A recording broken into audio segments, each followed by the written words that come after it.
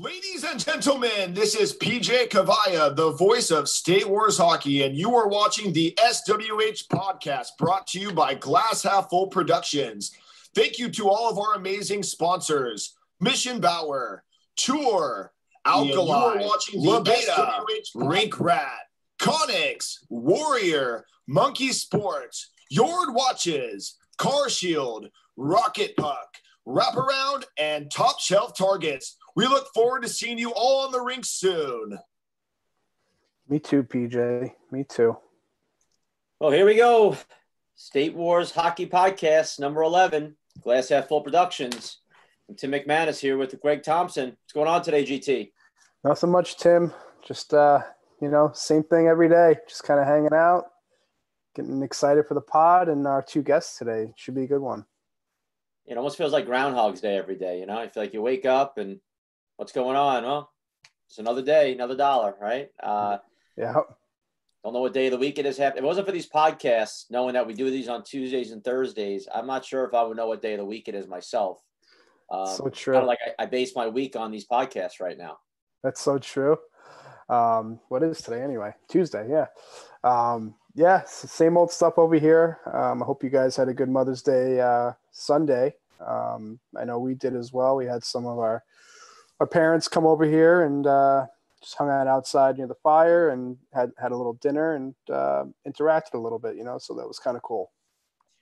Yeah, and definitely a happy belated Mother's Day to all our mothers out there. We have a lot of great hockey moms. I'm sure this was the one Mother's Day that a mom wouldn't have minded being at a hockey rink watching their kids play hockey.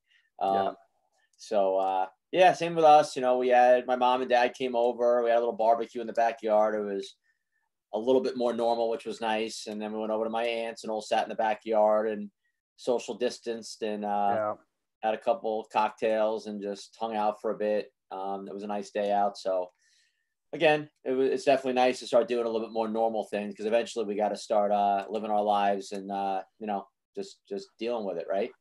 Yeah, I know. We always talk about it. Everyone's kind of cooped up and not out and about, and people need to get adjusted and got to roll around in some dirt a little bit before we get back into the public. It's just trying to get as normal as possible. On our end here.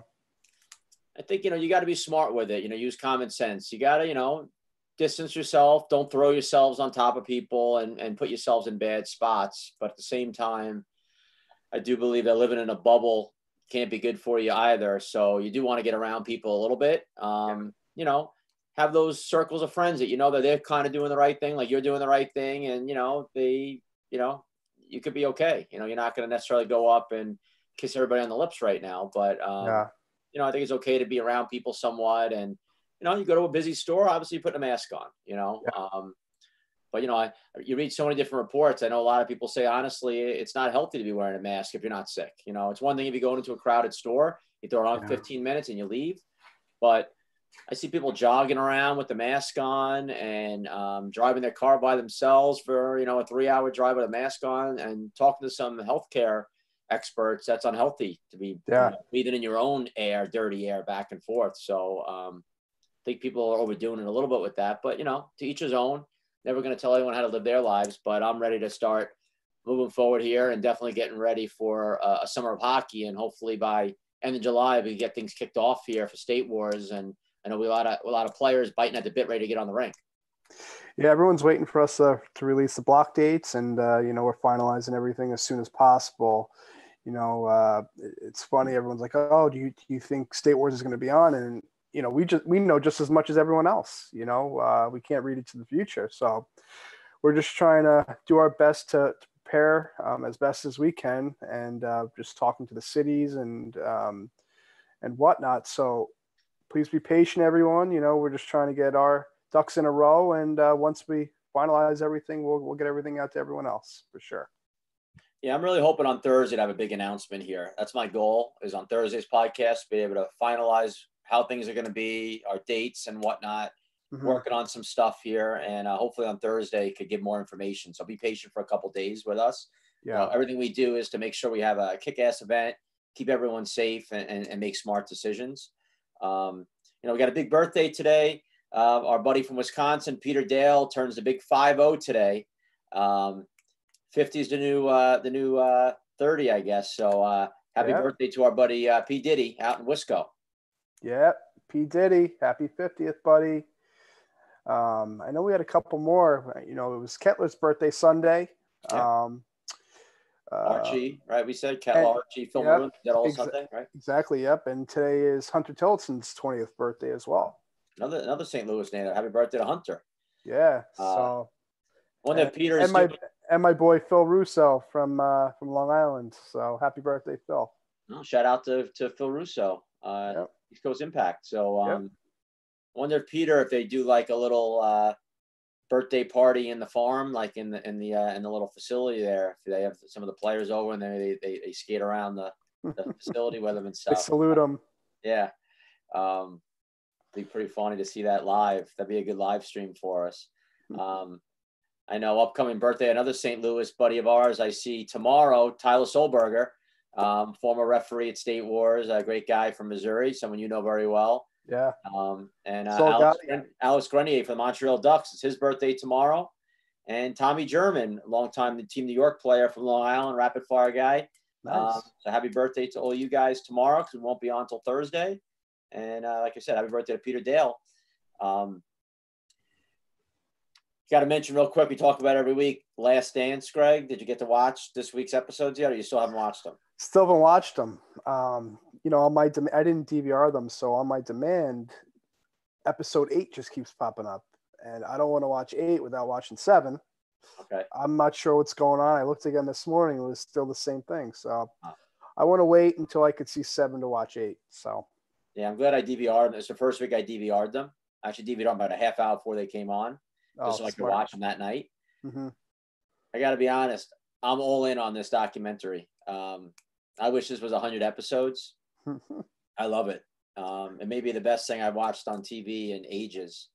And,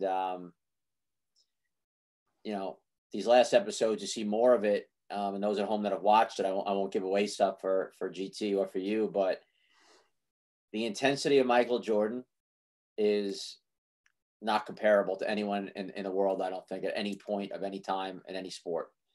He is so intense. They call him a bully. They call him all these different things. And when I watch it, I see things like, in today's world, he probably would be considered a bully, because the pussification of America here now, you can't say anything to anybody. But I would have loved to have been on Michael Jordan's team. Definitely, if you're not a very good player, and, everyone's good in the NBA, but if you're one of the weaker guys on the totem pole, you might not want to be with him all the time because he seems like he attacks you. Yeah. But it just seems like he's just trying to get the best out of everybody. If he was playing golf or tennis, he doesn't have to yell at anybody. But now he's on a team sport, and he knows that every guy on that team can affect if he's going to win that championship or not. And he's killing himself 365 to win that championship. And you see his face and the tears when he wins, different periods of his life, how much it means to him.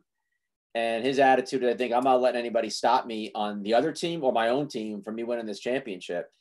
And I don't know if I've ever seen anyone that wants to win more than this guy. And he puts the team on his back. Guys are afraid of him. You could tell that they're just, they don't want to mess with him. Guys are afraid of him. It's fun to watch, man. You got to watch. I went back last night to watch a couple clips of 7, 8 that really stuck out to me.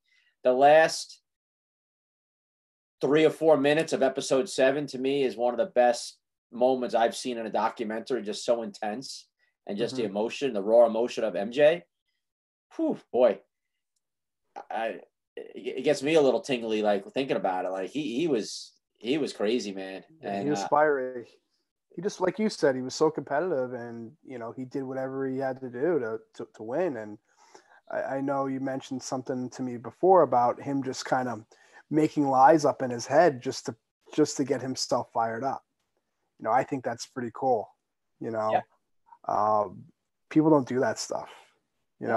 He convinces himself to be mad at somebody. Yeah, and that's pretty damn crazy if you ask me. But it's awesome at the same time. It's effective, right? Oh my God, yeah.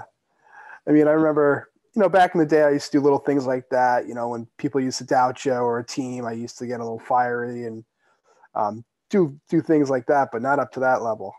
Yeah, he's making up stories in his own mind. It's not like he's getting his teammates riled up, but he's getting himself riled up, but made up stories basically, which is it's delusional almost, but it's incredible.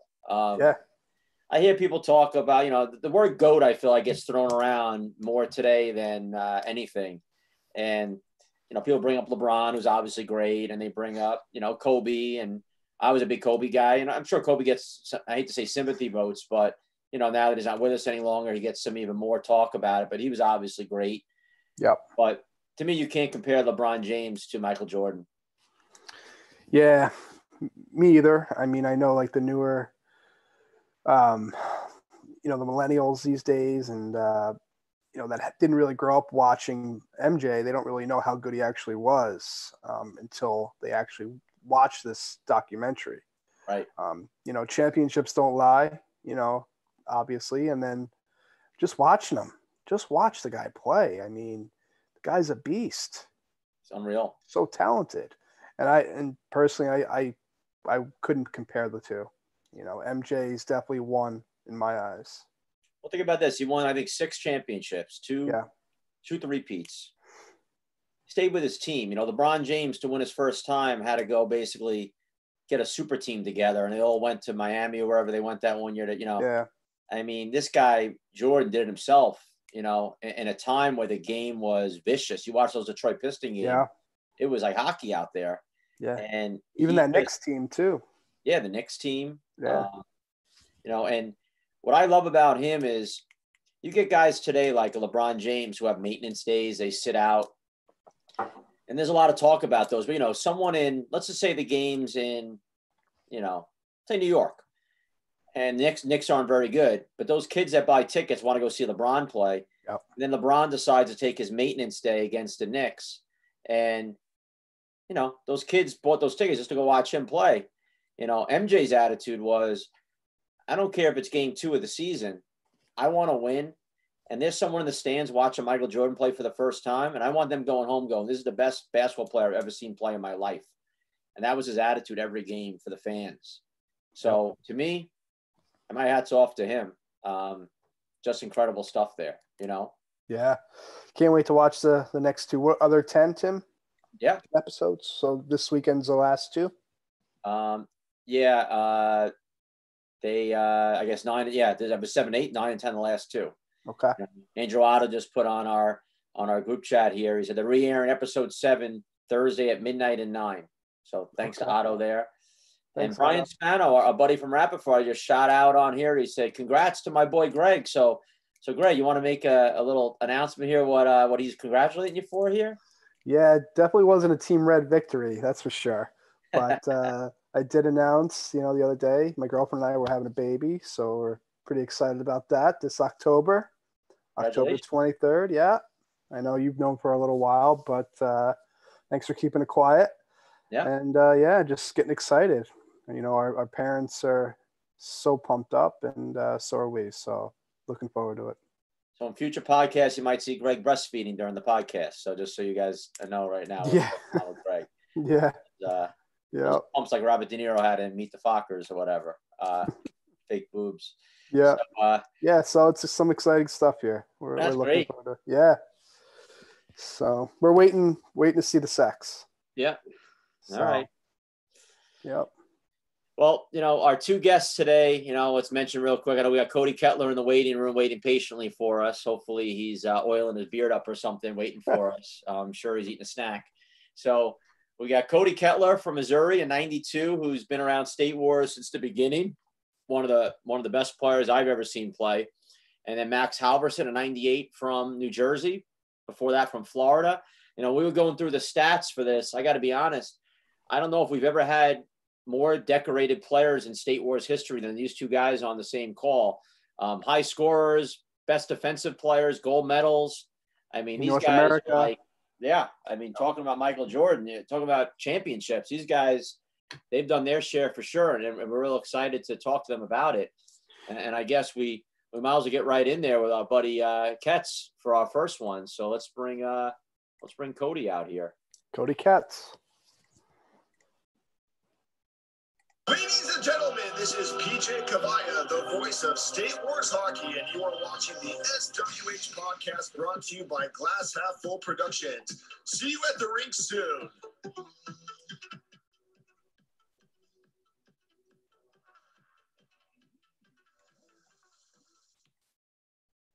All right, we're waiting for Cody to join us here. It says joining here, so not sure if he's on an Atari there back home. So here he's coming on now.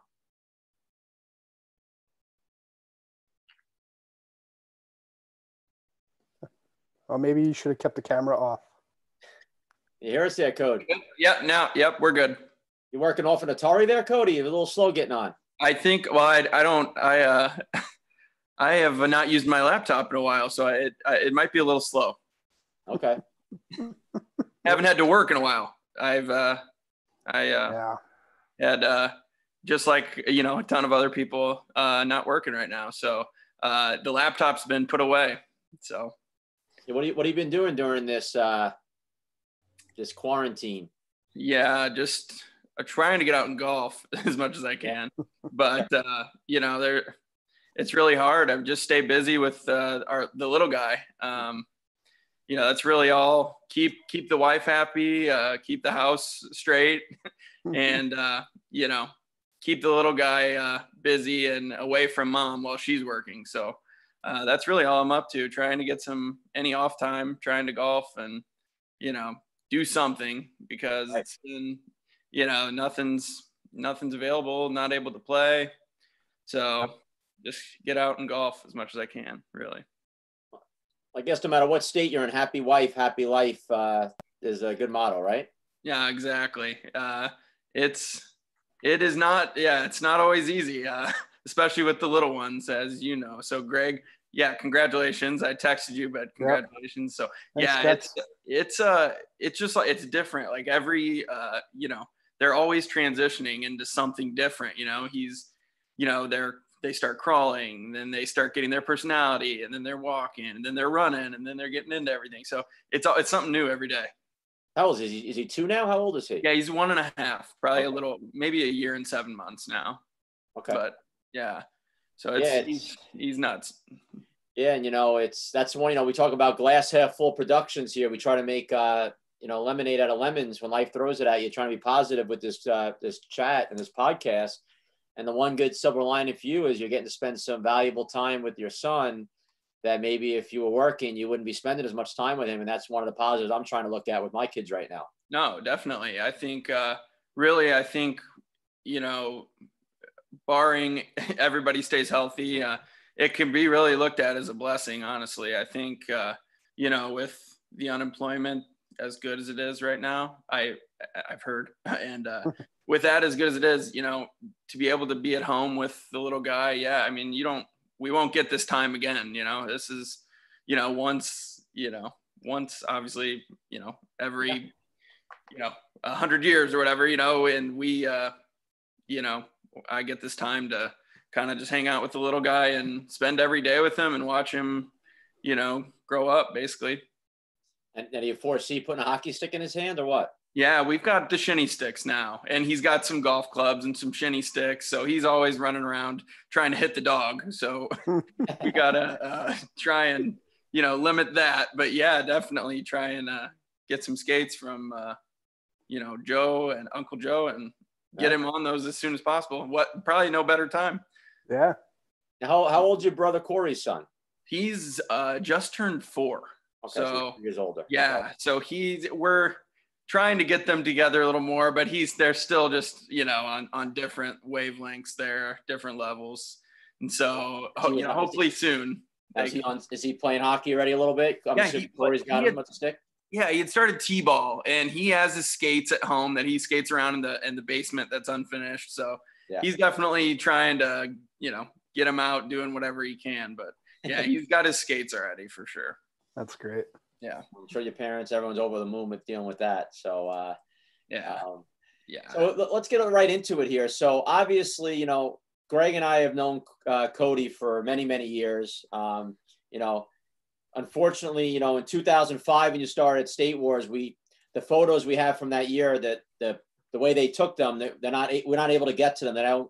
They don't format to what we have. So here's a picture we had a few here from 2007 because you weren't there in 06. So there's a good shot of you here. Head always up. You know, the Tour gloves back then, Tour helmet, you know, Tour blast guy, growing up. So you were part of, right off the bat, one of the strongest groups ever to play at State Wars, an early dynasty, if you would, the 1992 Missouri team. And that first year, 2005, you took home the gold medal. And you actually won the most valuable defensive player award that first year. And then 06, you didn't play, and the team didn't win that year. So obviously you were pretty important to them. And then 07 and 08, you guys won both years, those years again. And then 2008, you took home the most valuable player award. So do you remember a little bit from that time, being so young, playing with Missouri 92s, those first years? Yeah, it was definitely, just listening to the previous podcast, I know Rob had kind of spoke to it a little bit, but you know, we weren't really very close with Novak and Krogman and the Wizard, you know, guys. So, you know, it was just special to get together with them. And obviously, you know, you hate to play against them, but, you know, to be able to play with them, it really was one of those things where you go into the tournament and you really feel like there's no way we're going to lose. I mean, you know, I think we had met in a couple Narch finals, you know, the Wizards and the Blast. And so you're just really confident going into State Wars with the teams that we've had. You know, a lot of good, fun memories. There's a couple names that, you know, got shifted in and out, but the core, I mean, yeah, Novak, Krogs, you know, myself, Sexton, you know, we had a really good core for, you know, a long time. And I know, you know, Greg had coached us, I think, and Tommy Bruce, I want to say. You guys together? Me the one year. I'm not sure if Tom did. Okay. I coached with Mr. Krogman and Art. Yeah, I saw. Yeah, I saw that picture. I thought you guys had one year, but yeah, it was, and that was just awesome to be able to get Greg's, you know, insight and, you know, at such a young age, you know, to have the great coaches there too. So yeah, I definitely remember a lot about those. I want to test your memory, Cody. So that first year, 2005, which was the first year of State Wars, you guys went to the playoffs, 92s. First game you played Michigan, who was a real strong team as well, and you won 3-2 in overtime in the first round, which easily you could have been out right there. Any clues scored the overtime goal that game for you guys? I want to say it was Novak, but that's not really going out on a limb and a guess. Right. Right. Yeah. I'll go with Novak. He also, I think Spezia, when he was on, had the most memorable thing about that game was, I think Kevin Walters had I don't know if it was like really hot or it was just a really long game or something. And he had thrown up right by the bench. And I think it was in overtime too. And we had Novak had a 2-on-1 and he slipped, I think, in the pew. So I definitely remember that more than anything, that game. But I think that's the game Spezia brought up. He swears that he scored in overtime in that game. And he says that's still an argument today with you and Novak that he scored the overtime winner and it was not counted or was missed by the referee. It was on the line, you know. Yeah, of course. I think, so you guys beat Michigan 3-2, then you beat California 9-6, and then you wound up beating Illinois 3-1 in the gold medal game to win it. And that was the first championship ever for Missouri 92.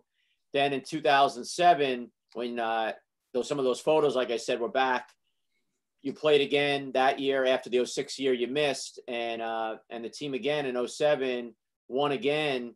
And I'm looking here. So that year you guys went to the playoffs and you played California again. You beat them pretty easily the first round. Then you beat Texas 4-2 in the semi, and you shut out Michigan again, 92, 3-0 in the final. So that was kind of always the battle right there, that Michigan-Missouri battle in the 92 birth year. And then 2008, you won again. 2009, they won without you, I believe. And then you came back. 2010 was the last year of the 92 division, and you lost to Michigan that year. They finally won one, was that last year of the birth year. Yeah, a lot of I think a few years in there I had missed. I think some school issues or something with I don't know. My mom I think had held us back from that, but so I was pretty bummed to not be there for 2 of those years. But yeah, I mean, it was definitely Michigan was the team we always were, neck and neck with, Kish and a lot of the Border Cat, TMD kids. I think Perry was on a lot of those teams. So yeah, they were definitely probably the strongest team, that we had played. And I always remember the Missouri tryouts, Greg. The tryouts were always fun out there. They still are. And Cody's actually worked with us on a couple of tryouts now. But out at All-American, they were always been held at All-American, always had great competition. And like Cody had mentioned, that rivalry between the Wizards, the Novak Krogman group, and the Blast kids made those tryouts pretty intense because they were still battling a little bit. Everyone's battling for a spot. They weren't all buddies yet. And you just saw that battle there. And I just remember Cody, as a young kid, I was just always so impressed with, I would come away from that just saying one of the smartest hockey players I've ever seen play at a young age. I remember you and PJ Towler were the 2 kids that always stuck out to me as young kids, just the smarts for the game. And it just sticks with me now today of remembering how smart of a player I thought you were on both ends of the puck. And there's no shock where you are now in the sport. Well, I would say that's a testament to Rob, Ferrara from the Blast, our coach growing up. I think, that 89 Blast team was a team that we, us 92s had looked up to, a lot. And Tallow being a part of that team, and even Sean O'Rourke, I think Sean as well was very smart and kind of somebody to watch, kind of, mold your game after a little bit. He was very similar. And so I think, it's just a testament to Rob, growing up. I remember with the Blast, we were practicing, we had a couple days a week we practiced and we skated trails together and we did, you don't see that anymore. And I think, it was definitely molded me, from a young age. We had a team that had roles, as a 10 and under, 8 and under, 12 and under, teams, and you don't see that anymore. You see 1 kid, 2 kids that can score, and the rest is, the guys are just kind of there. But we had roles, guys, taking face-offs, making those a big deal, breaking out, those types of things. So, I think Rob really helped, that part of the game. We weren't just out there playing, we had a game plan, You guys are a unit. Yeah.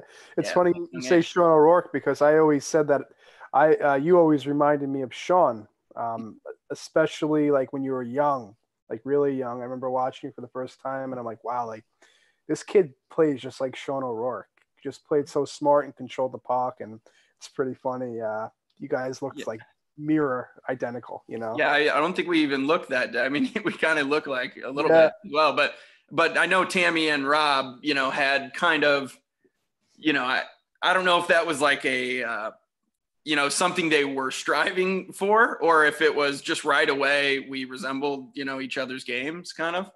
But I know, growing up, that was something that, Rob had kind of mentioned, and he kept kind of saying things like that. So, I would kind of, we were always watching the 89 games too, so, you kind of watch him and, I think Rob was smart because I know all the youth teams I coached over the years, I always built a team around a D-man. And a lot of times I took a strong forward and made them a D-man. We had, Brian Richford, who works for us still at State Wars, Dexter. He was our original guy that I moved back on D and was a stud on our early year teams that were winning, our 79 team. And then George Bravo later on. And Billy Gibson, same thing, going back on D and becoming that guy you could count on out there. And then Greg Thompson was one of them too. And Derek Kern, same thing, really forwards that wanted to play in D where you could count on them just to kind of control the game in roller hockey. And that's why I always laugh when kids don't want to play D. I'm like, you don't get it in roller hockey? Yeah. that's the best spot to be at.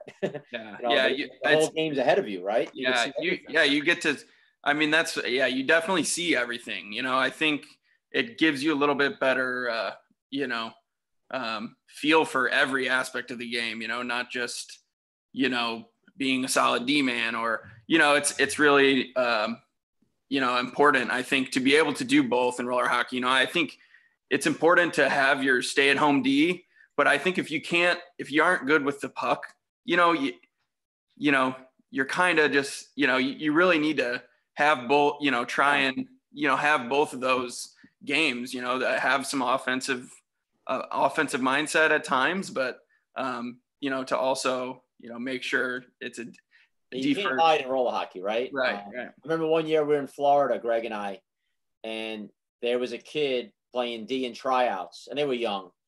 And the kid literally stood 1 foot in front of the goalie the entire game. And whenever a puck came near him, he just like whacked it and didn't skate with the puck, didn't handle the puck. And to me, he was just clueless. Right. And we didn't take him, of course, and the dad went crazy and was boasting to us that he's the best defensive defenseman in the entire state.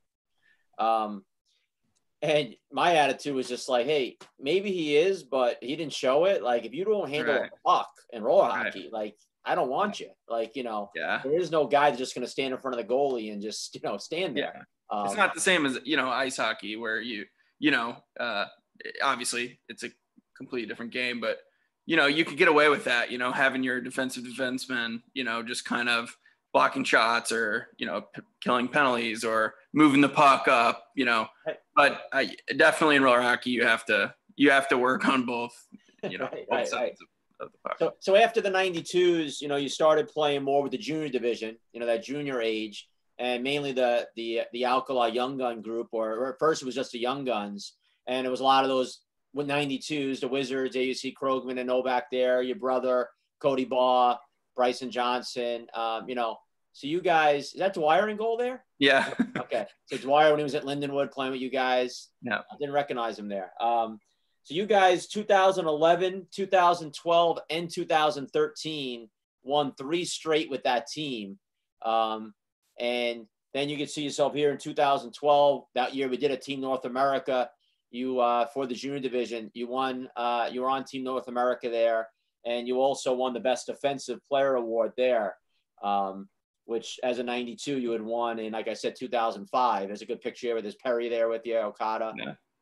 Who's that from Missouri with you there? I think that's Humes. That's Humes. Yep. That's right, Brett Humes. Okay, goaltender. So that was high scorer, best defensive player, and best goalie there. So, you had won awards, 05, best defensive player, 2008 in the 92s, you won the MVP award, 2012 in junior, you won that. And then we went right into our elite division where before we had pro, it was by state, the elite AAA division, which was really strong. And the one year here in 2014, we did an elite all-star game. And there's a good shot with you with a young fan. Yeah, I think my little cousin plays too. Tinker, right? Yeah. And I think that I remember his dad, this young kid's dad, coming up to me a while after that.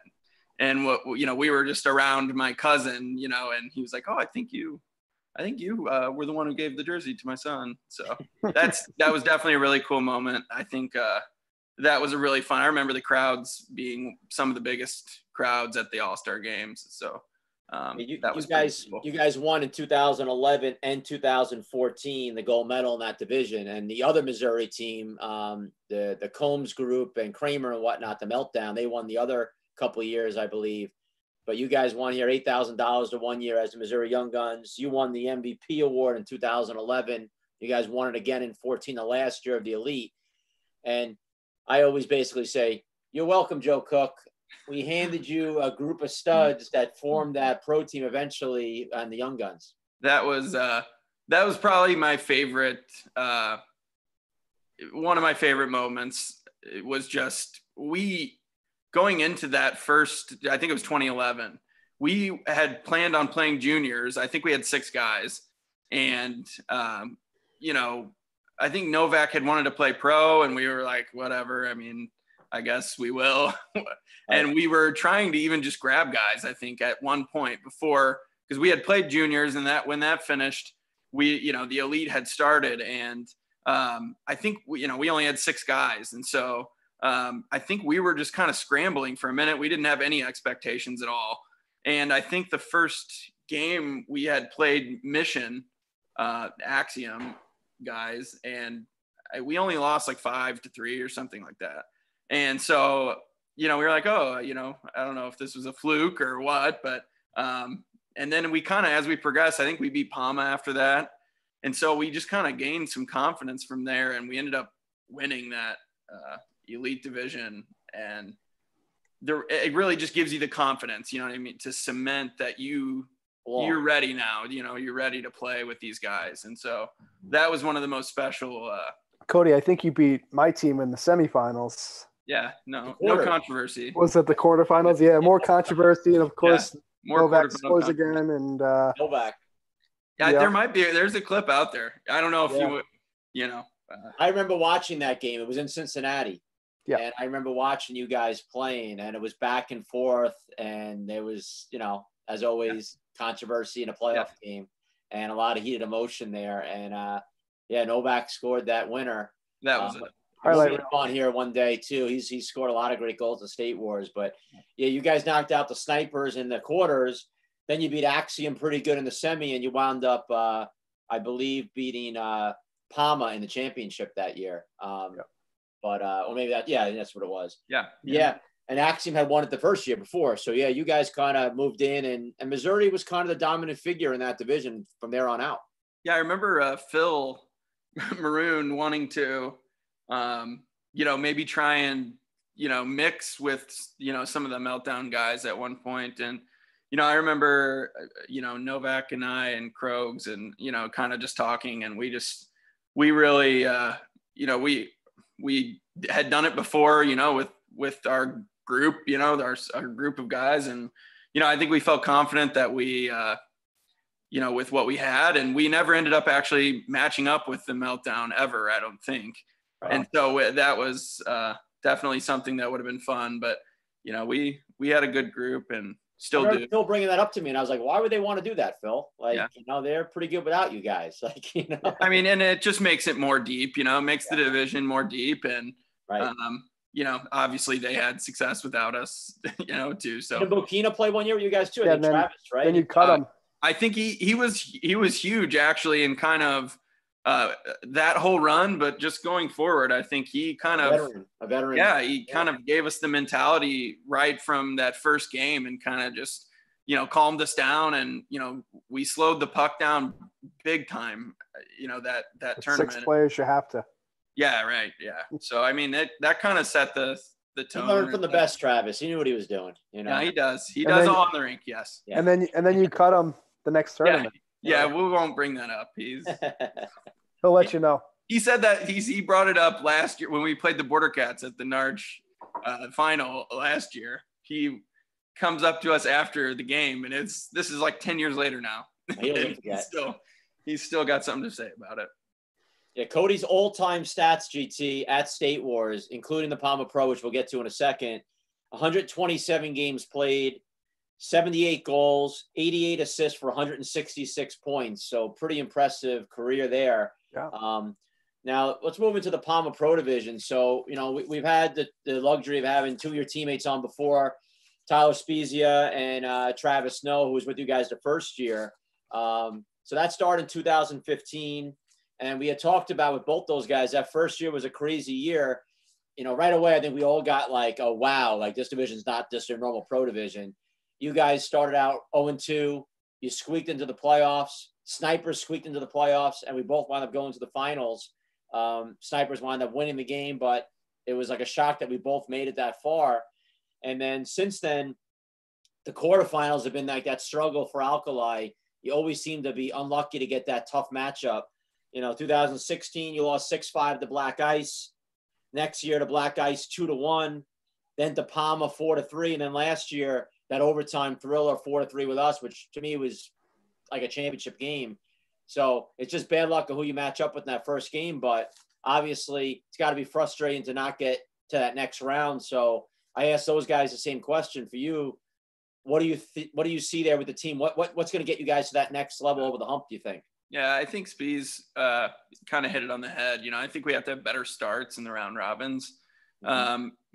It's one of those things too where, I think the one year, a couple years, we were like 3-1, or we had, a couple wins and a tie. And so, even if you get a good seed, that doesn't it doesn't guarantee you to have an easier opponent. But, I think the last 4 years or whatever, we've played black ice, and I think 3 of them, and you guys in one of them. So, I think we do have to have some better starts in the round robin to kind of at least get away from you guys earlier. But you kind of want that quarterfinal. It's never going to be easy in our top 8, but just to have an easier game than the top 4 team. If you could get in that top 2 or 3 seed, maybe you don't play the toughest team the first round would be a big help, I would think. Yeah, I mean, it kind of gives you at least a little bit of like confidence going forward.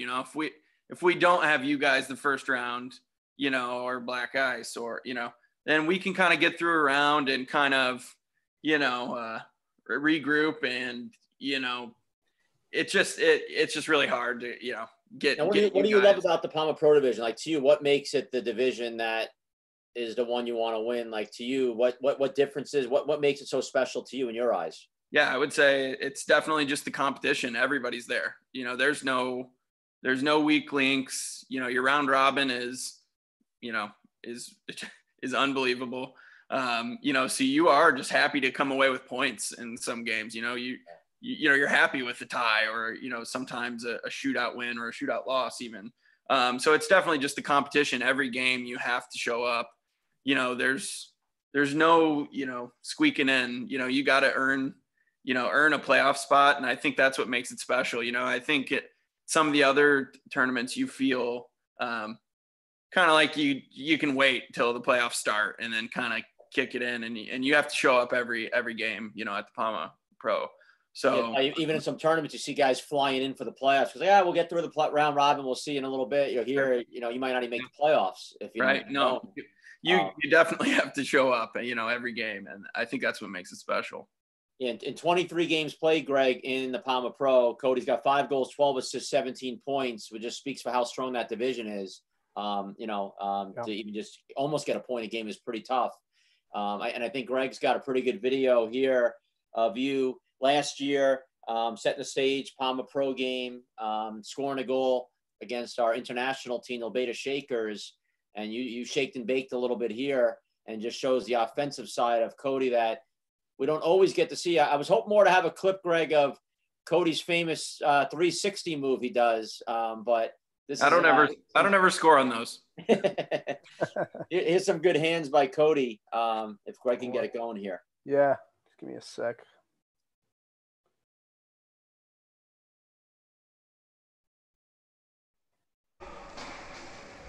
And off to get it is Julianne Thomas.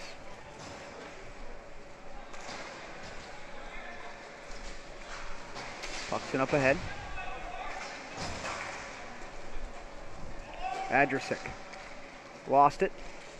Cody Kettler, a toe drag to the front of the net, and he scores. Hello, highlight reel. What a goal. And it's now 6-3. Wow, Cody.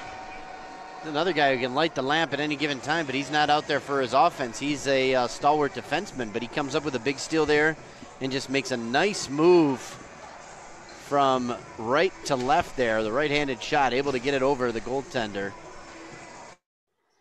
Yeah, I mean, that's a perfect goal for you, Cody. When I think of Cody, Greg, in the Palma Pro division, again, you just think of someone that can do it all, can be on your penalty kill, can be on your power play, obviously 4-on-4, can block shots, can get you the big one, can score one like that, make the big assist. And I know, talking to your coach, Joe Cook, who I know has meant a lot to your hockey career, he basically told me that, obviously you have the Matt Whites and the Travis Noes of the world that are just highlight reel guys, but my number one pick if I'm starting a team is Cody Kettler.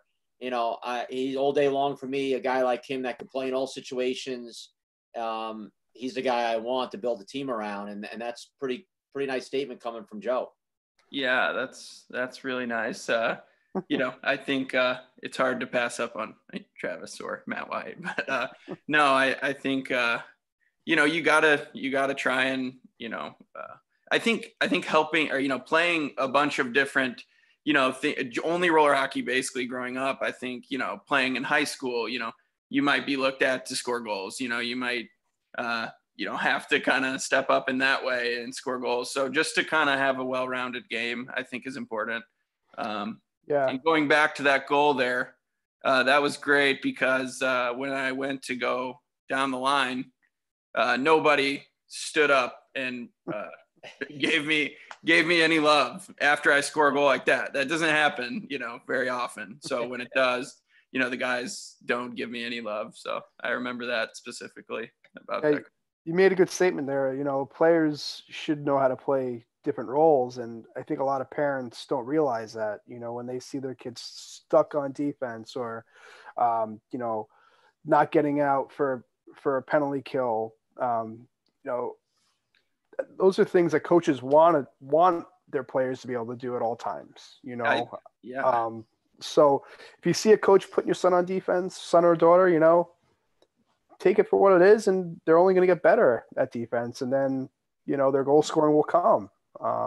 Switching up your position is really important, I think. I would say too, just being a team guy, regardless. I mean, that's very hugely important.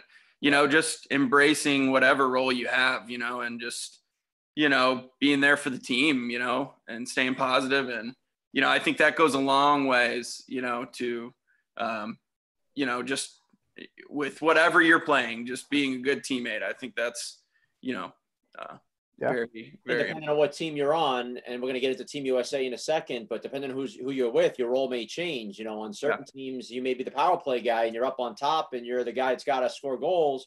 And then suddenly you're with some other more talented offensive players. Maybe now you're more the guy on the penalty kill. And I've always been a big believer in the penalty kill is even more important than the power play. I know people always talk power play, but if you think about it, on a penalty kill, if you're not successful on a penalty kill, it means the other team scored a goal.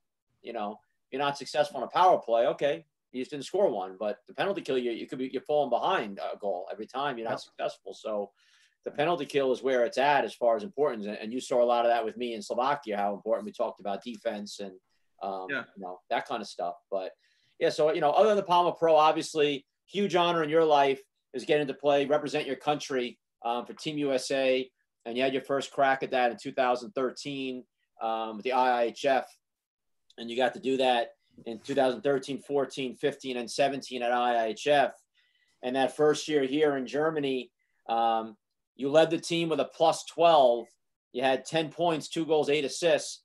And you guys took home the gold medal. So that had to feel pretty good, the first one to win the gold, huh? Yeah, going into that, I think I don't even know if I was like 20 or 21 or so, but you don't even know what to expect. I really had no idea what to expect going into that. I had never, been overseas. I had never, had an experience like that. I remember at tryouts, or maybe it was even practice, but Pat Lee was like, it had to be tryouts then, because I don't think he was on this team, but he was like, hey, it's just practice. Like, we're just warming up here. And I was taking everything so seriously, all the drills so, seriously. And so I just had no clue what to expect.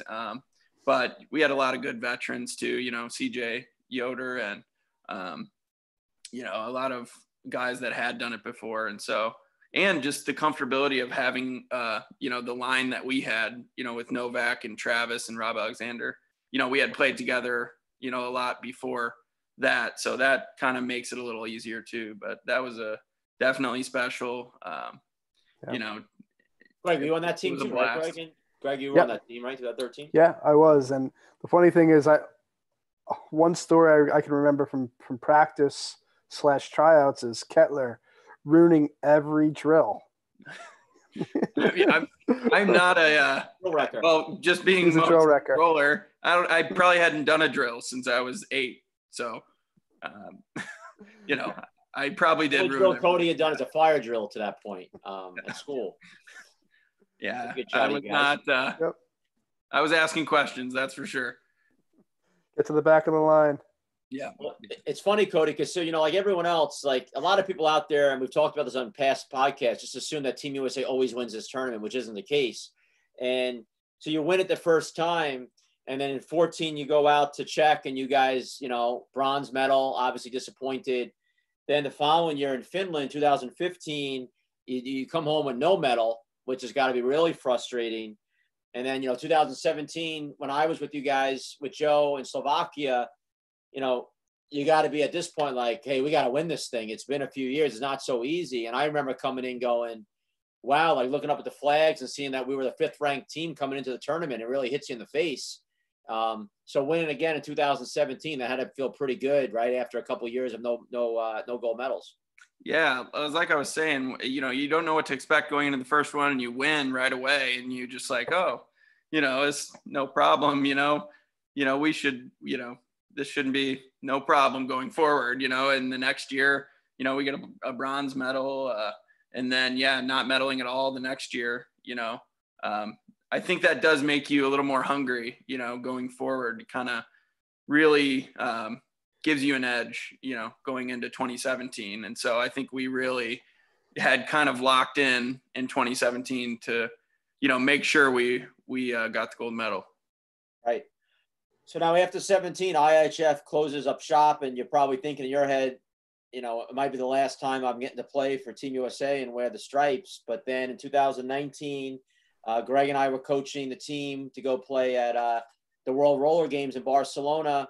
We, of course, invited you to play on the team. So speak about that experience. Obviously, a little different now. Now, you know, you've been with Joe forever, different coaching, different team, different rinks, different style. Everything's different. And just talk about the adjustment to all that for you. Yeah, it's just a completely different experience than WHF. The WHF seems more like an ice hockey, you know, professional ice hockey. And this seems more like a roller hockey tournament for, you know, for us, you know, what's normal for us. But yeah, it was just, I had never played on the small rinks before. You know, I had played on small rinks before, but not like that. I mean, that was definitely an adjustment. It was really hot, you know, small nets. Yeah, I'd never done that. And so, yeah. And then even our line, you know, I hadn't played much with Junior, and even Bernie, you know, we've been on the same team, but we've never played together. So I think there was a lot of things to kind of adjust to, but, you know, everybody is a great guy. Everybody, you know, that's on that team is, you know, obviously unbelievable. And so, you know, we all made adjustments, and, you know, Travis being the captain did a great job, you know, kind of making us comfortable and, you know, doing and saying the right things. And obviously, you know, I'm comfortable with you guys. You know, I know, you know, we hadn't necessarily coached me before, but, you know, I know, you know, we kind of have the same mindset about the game. And so, you know, we just had to make some adjustments on the fly. I know we had talked about some video that you guys had showed us after a couple of the round robin games. And so, you know, I think, you know, we adjusted on the fly, and obviously having the teammates that we have make it just, you know, make it pretty easy job, you know. Did you enjoy that trip as a whole, being in Barcelona, that whole experience? It was unbelievable. Yeah, I would say that was one of the most fun trips we had. I think a lot of the off days too really helped us gel, you know, on the rink and off the rink. And I think that made it really a really fun trip as well, to have some off time with the guys and be able to travel the city. We really didn't have that much before. I know we had one off day, you know, at double IHFs, but, you know, we didn't have a lot of time to explore. And I think that was what was cool too, about no better place to explore too and have time to explore than Barcelona. And I think where our hotel was related to the rink, and be able to skate there and be able to be around. And, you know, I thought it was pretty cool that rink that we found, you know, the outdoor rink, some of Greg's friends that hooked us up to go skate there. That was a pretty awesome experience. Yeah. It's just so many things of that trip I think back on made it pretty special. And then obviously winning the gold medal.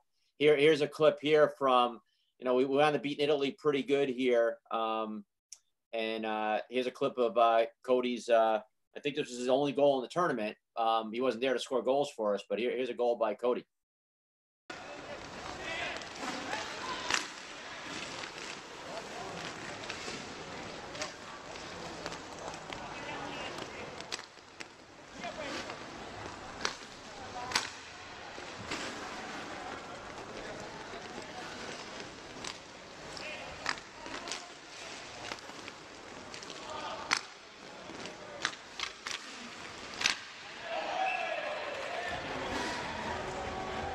Pretty impressive passing there. I know we were talking about the Chicago Bulls in the Last Dance. I think of the triangle offense there with that passing. But that's just roller hockey at its finest right there. Cycling, moving around, getting open, and obviously a very skilled group, and just finished with a beautiful goal right there by Cody. Yeah, there's not a lot of room out there, especially, with even with the big guys. We got Bernie being a big guy, there's not a lot of room to work out there. So, we found some space there, and just playing with those guys, it makes it really easy.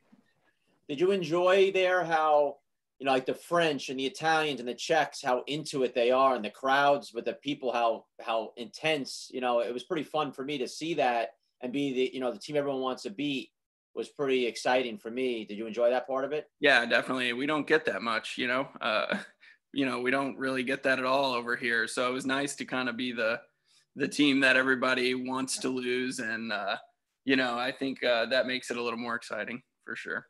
Yeah, career-wise, Cody, 29 games played, 7 goals, 21 assists, 28 points, just shy of a point a game playing internationally. So again, pretty impressive for Cody. The last part of your life in roller hockey that you've been fortunate to be a part of, and where you come from, is one of the most known schools with Lindenwood. So you got to play college roller hockey for, I believe, 5 years, starting in 2010-11 season. You won 2 national championships there. 143 games played, 98 goals, 213 assists, 311 points. I'm not sure if every team had a goalie playing against you, but pretty impressive stats for college roller hockey for Cody Kettler. If I'm scoring goals, then there had to be some issues there, but no, that was definitely, I think, where my game grew the most, and myself, personally, just being able to practice every day. Have Ron Bielstein coaching us, and just being able to grow with the guys over, the course of 3-4 years, I think that was definitely the most special time in my life. And that was, where I grew the most as a player. And, you get to work on things every day, you don't get to do that anymore, so ever since leaving there, it's really hard to just get on the rink anymore, it feels like. And so I know Greg used to always speak about that when he was at Lindenwood, practicing every day, felt top of his game. And then, you graduate, get a big boy job, you do other things. Yeah. It's not as easy to get on the rink, but right, Greg, Lindenwood was a pretty great time for you, for your skill set, right? Yeah. Like Cody said, that's where I kind of grew as a player. After high school, you don't really know what you're going to get into, with hockey. You don't play as much just because of a job and whatnot, but Lindenwood gave us a good opportunity to play every day and learn from one of the best. And competition level might not have been the best locally, with the teams that we played, but our practices were dynamite, and that really, excel. That really made us excel for sure in the long run. Yeah, I would definitely agree with that.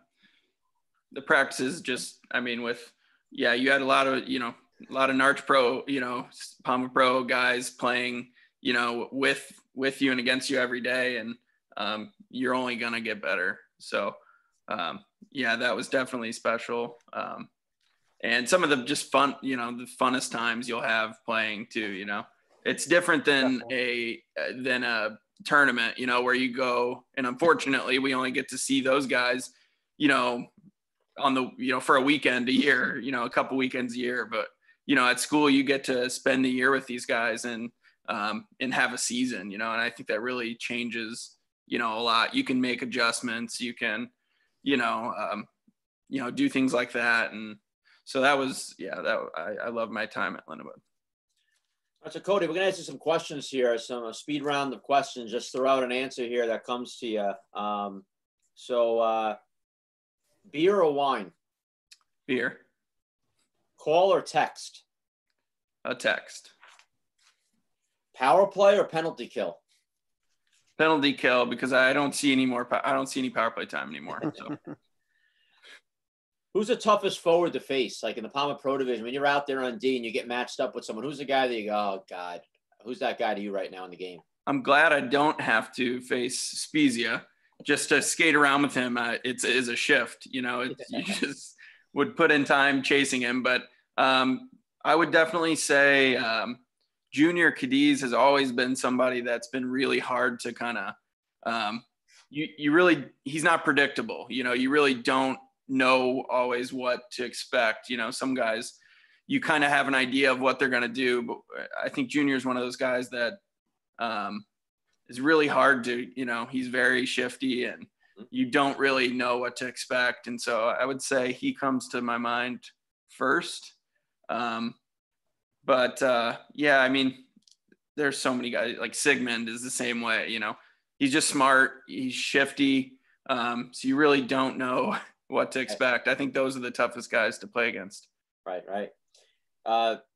Chick-fil-A or Taco Bell? Chick-fil-A. That's that's no brainer. I did have Taco Bell yesterday. We had Chick-fil-A the other day. It was a 3-hour wait to get food, but they do a good job though. You know, they do a good job of trying to get you as soon as possible. Yeah, they're like so great. It was an organized chaos for sure. Yeah. Winter or summer? I'll go summer. More road hockey, more golf. Now here's a question I'm going to ask you that you were the answer to this question for two different people, which says a lot about you away from the hockey. But who's been the best locker room guy you've played with? Pat Lee, probably. I would say Pat Lee is the best locker room guy. You really have to get to know him though. If you're going into a situation where you don't know Pat, you may think otherwise, but I would say, you know, I've had the chance to play with Pat for a couple years now, or, you know, in the previous years. And he was definitely the guy in the locker room. But I would say now, yeah, you pictured me with Derek Burnett there. He's a great locker room guy as well. Oh, absolutely. What's your favorite food? Anything. No, everything. I would say, you know, all my friends would be pissed if I didn't say chicken tenders. Okay. You know, I've got to just go with chicken tenders, I think, you know.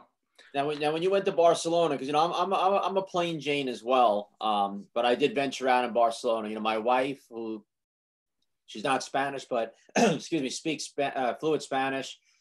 And when she was driving Greg and I to the airport, had said to me, "You better try different foods there. You know, You only be in Barcelona once." And I remember the first day I got there, and I went across the street, and Sigmund and Dwyer were at a sushi place. So I had sushi with them. And then that night, we had the Italian place we all went to. That was great. And I remember talking to her the next day. She's like, "What have you eaten so far?" I'm like, "I had sushi and I had a chicken parm last night." She's like, "What the fuck?"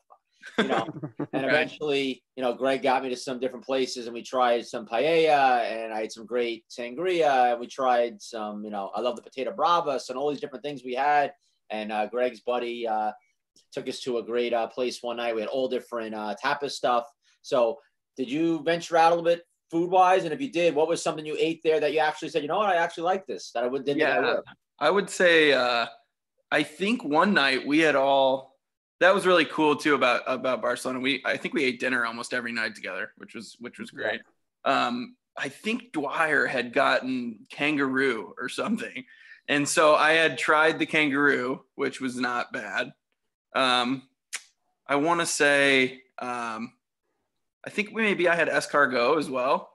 That was pretty good. But I forget, we went to that one Italian restaurant multiple times after our games. And remember that one night we waited and they closed up and then they let us in? Remember that whole thing? And then every night we went back, right? Yeah, I think they waited for us or something because we were there. We all went back every night for her, I think. But yeah. So that was awesome. And we did, I got to try a couple different things. I would say the kangaroo was pretty crazy. You know, that was pretty weird. So I did try and it all tastes good fried, right? So that's exactly. I didn't have McDonald's once though. Not one time. Wow, that's surprising. So, yeah, I think I deserve a little credit, you know. Yeah, we went one day. Greg took us to a place and we had it was a special with paella and sangria, and it was Greg, me, and Resky, and I was like, blown away by it. And we Yeah. had sangria. My wife made sangria a couple weeks ago, and I almost spit it out. I was like, get this shit out of here. Like, I'm used to this Barcelona shit now. Sure. Yeah. But it was good food for sure out there. Yeah, we did eat good, actually. I was kind of impressed. I think my first few visits to Europe, I struggled with that a little bit. I had to go back to the nuggets and the McDonald's burgers and it's different. Slovakia food or Germany or Czech, Finland even, Barcelona is known for certain things, and the food is definitely one of them. So are you a big kebab guy? I remember we had a kebab together. We did, yeah. In Czech, but I don't know. I didn't love it, but I got it. I would definitely have to try, a different kebab, or I think it may have been just that one place that I didn't really wasn't digging it too much. I love it. But good stuff. Right, you guys took us. I remember I had French fries. I think there. I just couldn't eat it. Like, get me out of here. It's not. Yeah. I think it was just lamb. I think it was lamb. Lamb. I don't know if they had chicken or not, but they have chicken. Okay, I would have done usually a lamb and a chicken. Yeah, I would have done the chicken. I think I had lamb. That's not for me, Cody. I can't. I'm not a lamb guy. I don't care. They say it's chicken. Sure. Yeah. Well, who knows what my what McDonald's even is? So we could be. Who knows? It's probably right. So. As long as it tastes good, all right. You don't know any better. Right. All right. Any final questions for our buddy, or maybe a beard question, Greg? How he keeps that beard looking good, or some oils in that, or anything, or is it all natural? What are you doing? No oils. I think it just was out in college, just laziness, and then after that, it looks good from a distance, but once you get up close, I know Greg's made a couple jokes. I won't say those, on air, but no oils, just all Greg, the one thing I'm disappointed in, because I should have brought it up earlier, that with Cody, that I always remember the first few years of State Wars before we got the really nice New Era hats.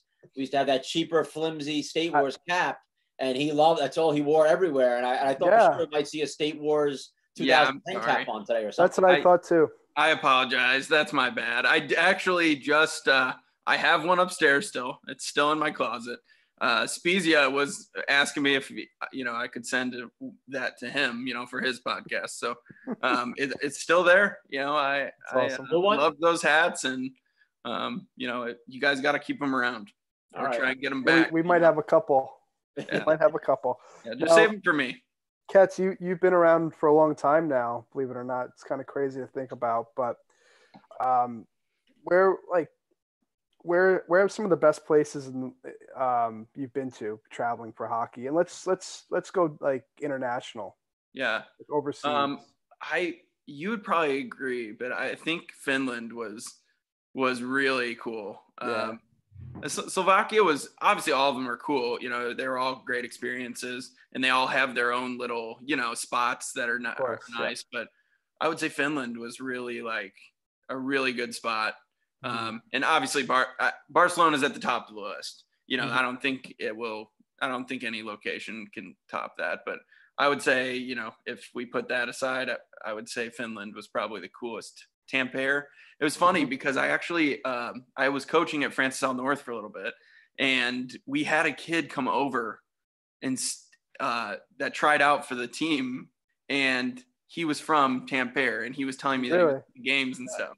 So I thought that was pretty wild, but I would say that was the coolest spot. They had. Yeah, I agree. It kind of had it all, I feel like. Yeah, it's such a beautiful country, and the city we were in it was remarkable. Right on the river over there. Yeah. Some great little restaurants. It was just really cool. Yeah, I think we had I think we always have good times when we go out as well, as a team. I think, that's always fun. But that was especially, I think, a fun, trip and a good location for sure. I agree. Fun off day too. I think we went to that little island. Oh, yeah. Oh, that was a long day in the world. Yeah.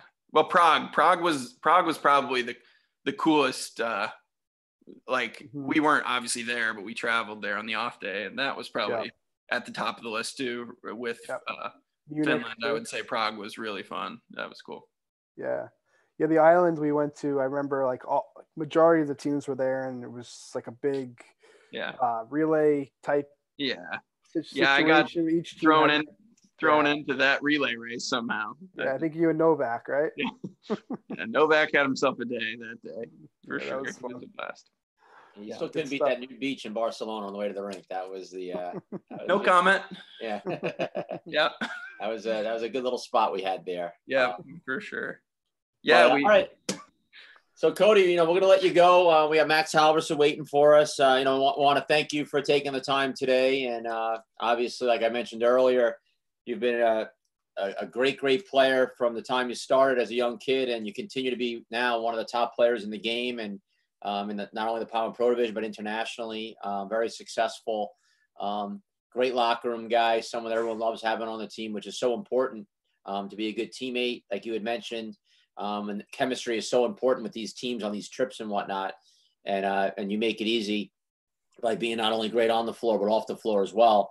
So just thank you for all you do for the sport, and for being such a great player about it. And God willing, we look forward to seeing you at the Power Pro division this summer, and hopefully seeing that Alkali team do some damage. As to me, you guys are always the team that I worry the most about, and definitely see a gold medal in the future for you guys in that division.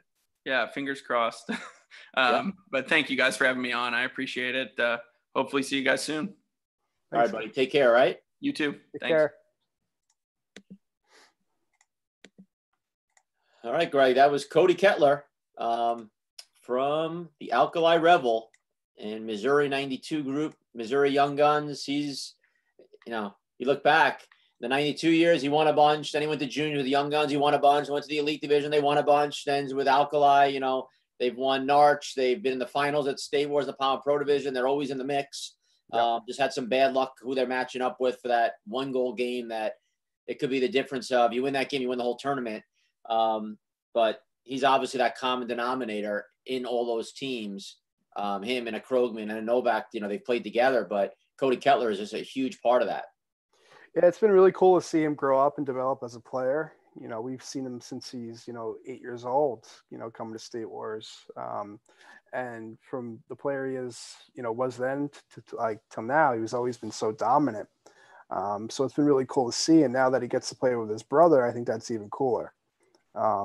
His brother's obviously a couple of years younger than him, but it's cool to see them, playing together these days. I think that's really awesome for them. It's funny, there's totally different players, right? Corey's just such an offensive, strong on the puck, wants the puck at all times, very creative with the puck, offensive only kind of guy. Mm-hmm. Cody, who's more the D-man and brains back on the back end. So it's funny that you have both. Probably even as kids, they probably just battled against each other all the time. Yeah. So without further ado, let's bring in Max Halverson, who's been waiting patiently. I'm not sure if he's still out on a boat fishing or whatnot, or if he's back home, but we'll find out really quickly. And let's bring up Max Halverson here. Hold on.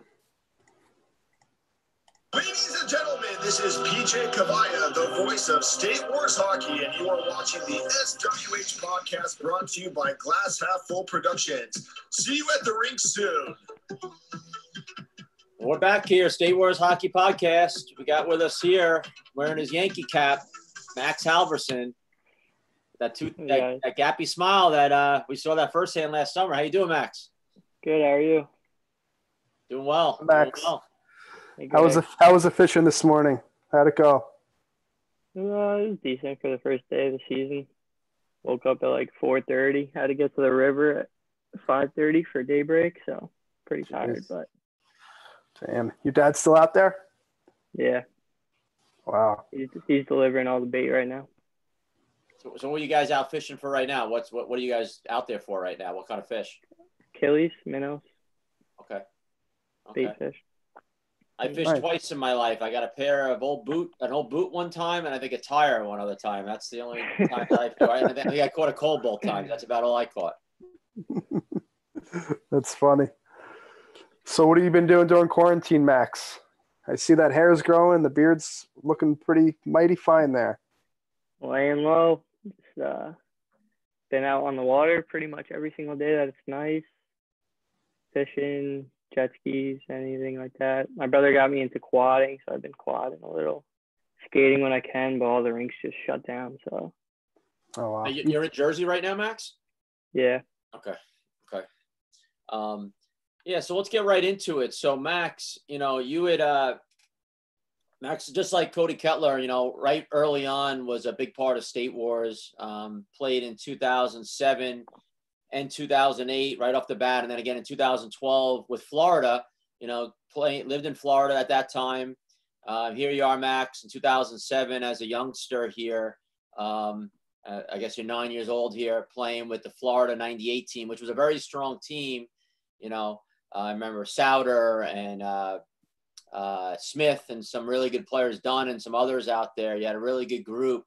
You had some good shots. I love the tape job back then. You had the tape all the way down the stick. I don't think you use that anymore.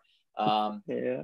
You stood out right away in the pictures with the yellow helmet. It was easy to find you in those pictures. Do you remember those days way back playing with Florida at State Wars? Do you remember that at all? Yeah, here and there, like a couple memories.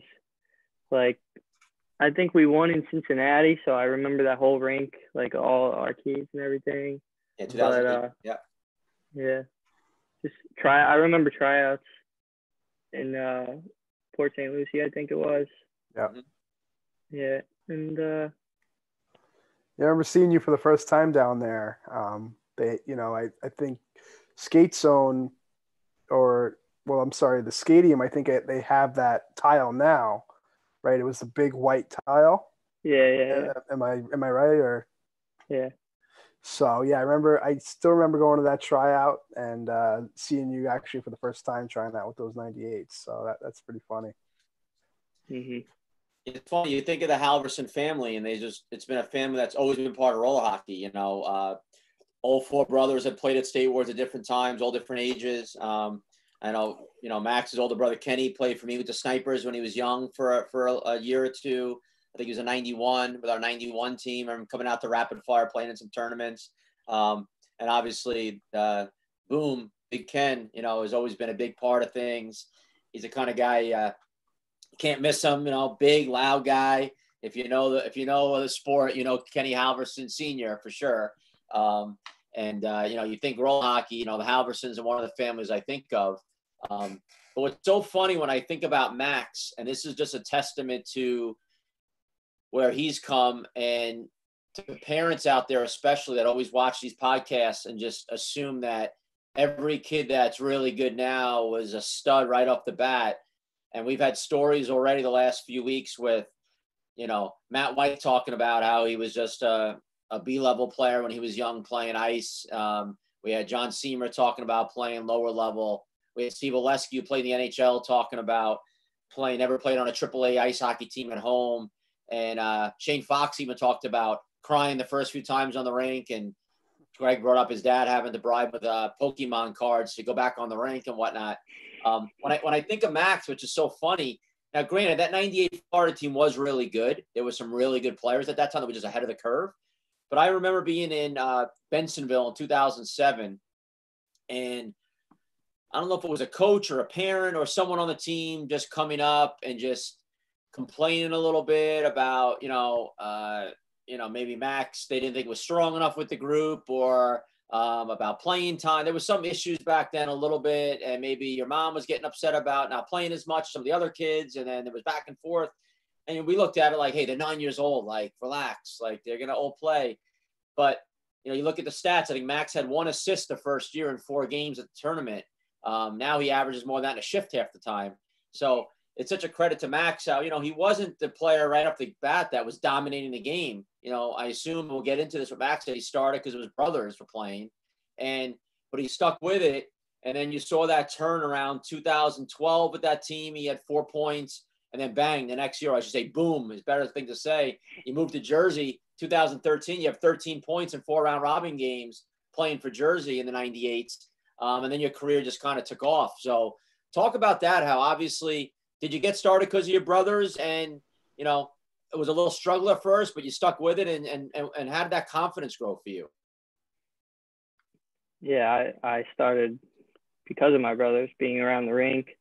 I got my first pair of skates when I was like 4 or 5, just skating around the rink, watching them play.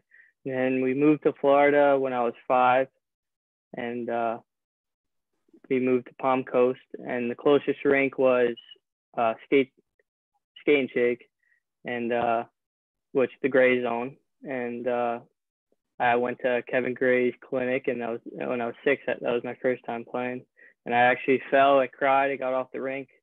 I hated it.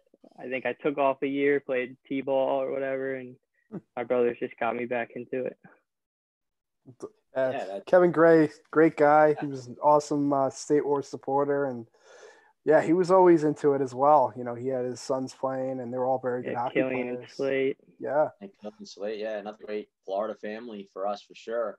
Yeah. Yeah, and it's just so funny, you know. So you stuck with it, and then when you moved back to Jersey, you know, you with your dad in Jersey then, and then obviously your dad's so into you playing a lot more hockey, I would imagine. You know, you're playing all the time, and just like I remember when I was a kid, I remember being the worst player in the league. And then one day it just clicks and you fall so in love with the game. You're playing all the time and your game just elevates. I remember that personally. And when did it click for you? Like, was that around there, like around 2012, would you say, about 13 years old or 14, it just clicked for you? Yeah, when I joined VO's, the Roadrunners, when I was, I think 12 and under. So once I joined them, I started getting into it, playing tournaments and playing as much hockey as I can, and somehow it just clicked. Yeah, I'm sure your brothers beat you up a little bit too. Yeah, that too. So looking at you, like how you did here. So in 2015, the 1998 team, you guys from New Jersey now, you scored 19 points in the round robin, which is incredible, in only 4 games. And you wound up winning the high score award that year. And here's a picture of you here that year with, you know, another great 98. You got Rex there from North Carolina, and you got Kowalchuk from Michigan, who's still playing at a high level in goal. So you won that year, that award. That was your first taste of winning an award. And then the next year, 2016, the 98 team, you won the top defensive player award that next year, also in the 90-98 division. I think that was the last year of the division for you guys. And you also wound up winning a scholarship that year as part of Team North America for the top 1998 players in the country. And here's a shot of you guys winning that award. And then you guys wound up winning a scholarship. And I think Greg's got a picture here with a big check right there. So that had to feel pretty special for you to be honored as one of the top 10 skaters in the entire country, the 98 division. For sure. Anytime you get recognized like that, big confidence booster, and just awesome. What, like from your memory, like what other 98 teams always gave you a battle, like your biggest competition back then? Younger was definitely Missouri. Mm-hmm. I think they had Fren, Watson, Dunn. I think Jinsey and Josh played. Mm-hmm. Yep. Josh was a goalie the first couple of years for them. Remember that? Josh was a goalie the first couple of years. Yeah. Who else? Michigan was always good. And then obviously when we lost to British Columbia, that was probably the most dominant 98 team that I've seen from State Wars. Yeah, I was going to mention that 2012, you guys lost to British Columbia in the championship. That was a pretty good team, that BC team that year. Yeah, they had Bailey Wright on that team, and Chalowski that plays Red Wings. Yeah. Some talented players. You know, when I think of Max, it's funny, Greg, when we had Joey DiMartino on the other day, who's a teammate of Max on the Roadrunners, the same comment I'm going to say about Max we said about Joey is showing the skill level of Max. He's won high scorers, and he's also won best defensive player awards, which is pretty impressive. And just like Cody Kettler we just had on, we talk about that complete player. And I think that's some with Max. Like when I think of Max, I think of a forward, but I know he's also a defenseman, you know, and that's just so important in the game. And what makes someone like Max so valuable, and then you put him and Joey D together on a Roadrunner team like that, that's pretty incredible stuff to be able to be a double threat like that on both ends of the floor. Yeah, totally. You know, well-rounded players, you know, they're hard to come by these days, and Roadrunners are lucky to have 2 of them. That's for sure. Yeah. Now they in call 2007, what'd you say, Max? They call me Eric Carlson, all my friends, because I like to jump a lot. Well, in 2017, your dad coached. You had the New Jersey junior team, New Jersey Boom, which we called for your dad, and you guys won the gold medal that year. That'd feel pretty good to win the AAA gold there. And then you also won the MVP award that year for the championship game. There's a good shot of you there with your dad and teammates and whatnot. You won the Jordan watch there. That had to feel pretty cool to win that with your dad. Yeah, that was definitely the most special championship I've won so far in State Wars.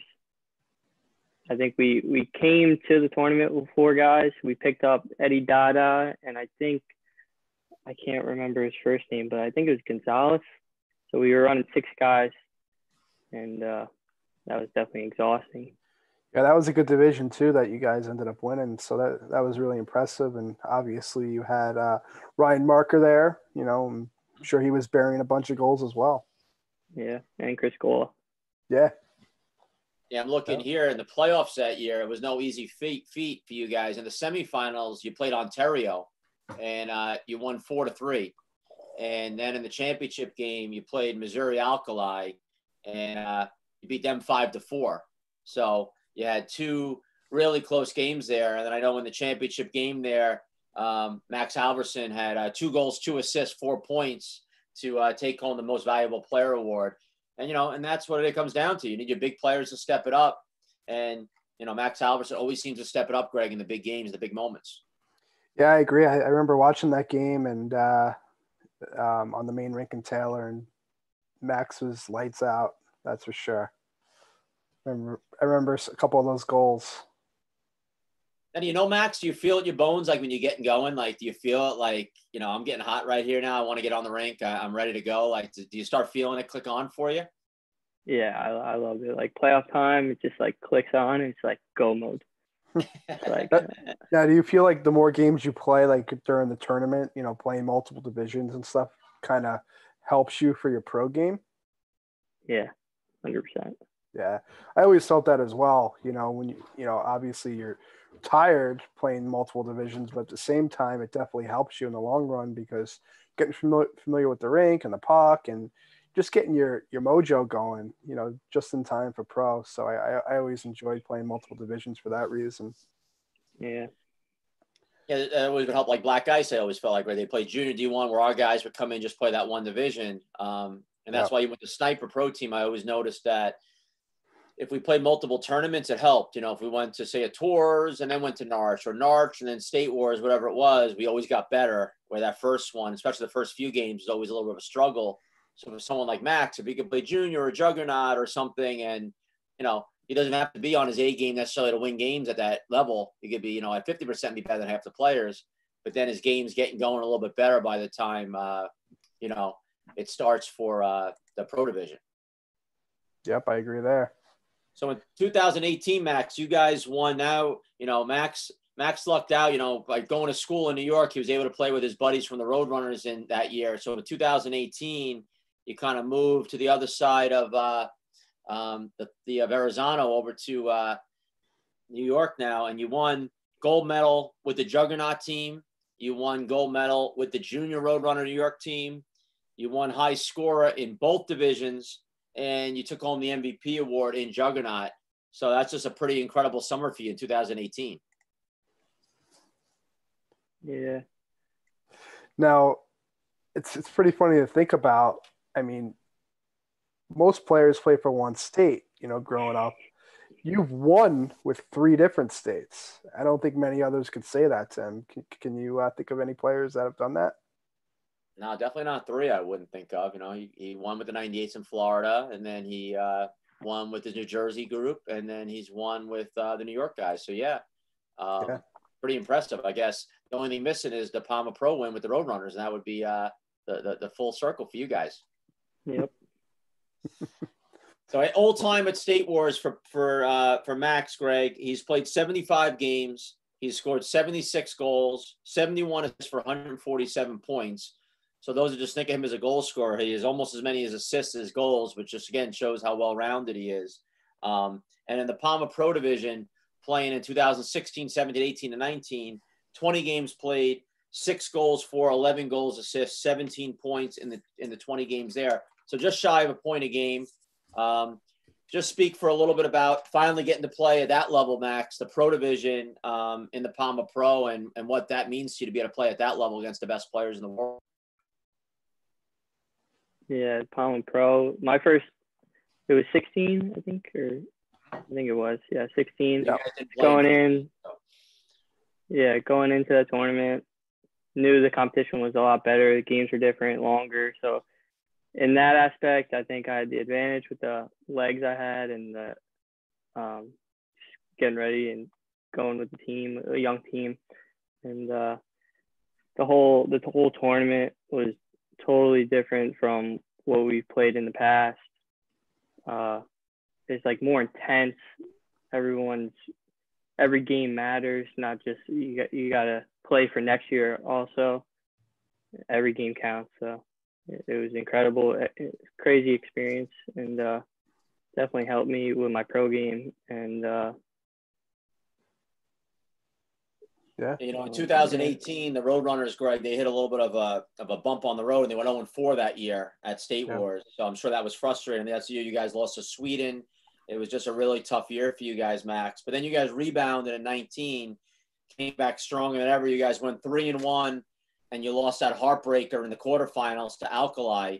We showed the highlights the other day with Travis Snow scoring the tying goal when you guys had the lead, but the goalie pulled and then winning that in overtime. Just speak for a minute from being a young guy. You lose that game. You're so close. Obviously, if you win that game, who knows? Maybe you win the whole division. What were you feeling when that goal went for Travis at that point? And then what does that, how does that change in your mind? I know we were talking about Michael Jordan earlier, how he lost to 1 year in the playoffs and he started working out the next day to get ready for next year, came back winning a championship. I mean, how does that motivate you losing that game? What goes on in your mind after that loss and wanting to move forward and obviously win that division? Yeah, it's definitely a heartbreaker. We had the lead. They tied it with I think 30 seconds left or something crazy like that. Going into overtime, it was neck to neck. I think I took the shift off or something like that, and that's when Travis scored, and it was just heartbreaking. I couldn't believe it that we had the game and then they beat us, but it's a learning point. So right after that, we were just we got what it takes to beat the best teams in the division, and we just got to get better and learn from that. Yeah. What do you think you guys lack from the Roadrunners besides experience? I mean, because there comes a point where it just can't be about age, right? Because you guys now you're getting older. You're not little kids. You've been doing this. You won a Norwich West Coast Pro Division 1 year. You went 3-1 at the tournament. You were neck and neck with Alkali. You've had a 1-goal playoff game with us with the Snipers 1 year at the tournament. You have 1-goal games with Black Guys. I think you lost to them in a shootout 1 year in the round robin. You've beaten Palma, I think, twice in round robin games. So you've proved that you can do it. Is it just maybe learning how to win and having that confidence late in the game, do you think? I mean, what do you think is that missing ingredient to just get you guys over that hump? Yeah, for sure. I mean, consistency is the biggest thing with us. We got to stay consistent with winning, scoring, playing solid defense. And sometimes we lose that and it hurts us. Yeah, it hurt you guys last year because, Keith Johnson obviously got hurt late in that game. So I know that was a big topic, him going down and couldn't really move too well towards the end. And obviously they scored a couple goals on you guys. So you never know if Keith's 100%, you might win that game. He's definitely the backbone to our team. So. Yep. Yeah. I mean, when we just, first started playing pro as a Snipers, we were always the young team and we were always right there, right? We'd always be winning pretty late and, let in a fluke goal and then lose in overtime. And it's just something you learn to do, with experience. And I think you guys are on the right track. That's for sure. Yeah. And you guys have won so many juniors or juggernaut, you're always a winning team. So you know how to win. It's just getting over that. I think a lot of it's confidence. You watched a game we put on for our Palma Pro Countdown the other day where Alkali blew a big lead and Black Ice came back and beat them a few years ago in the Palma Pro. And, sometimes teams just get it's almost nervous when they're winning sometimes, and you start playing differently, so I think it's just a matter of that maturity of once you get that one big playoff win, like if you guys would have won that game against Alkali, I would say there was probably a good chance you might have won that tournament. Just that confidence of that one win. It's just like Black Ice that 1 year at Norwich was the 8th seed, beat us as the Snipers as the 1 seed, knocked us out, and then their game just changed from there on in. If we win that game, I don't know if Black Ice wins the national the next year or two, but we helped catapult their confidence. And I think with you guys are right there. And when I talk to some of our podcast guests and say, who's the team you think about, that team that could be in the shadows of winning this division, I think it was Chris Trepp the other day mentioned the Roadrunners, so you guys are right there. I know people always question, maybe you need to pick up a player, change a player, whatnot. I think you guys have what it takes to just, you get that one big playoff win. And I think it's just going to be, straight up for you guys. Mm-hmm. Yeah, I definitely agree there, Tim. I think we got a video, Greg. So here's a video, Max. We got of you last year, Palma Pro Division, playing against Rink Rat. You guys were down, I think, 2-1, and just a typical Max Halverson goal here. Let's roll the tape. You hear the volume or no? No. All right. Sorry.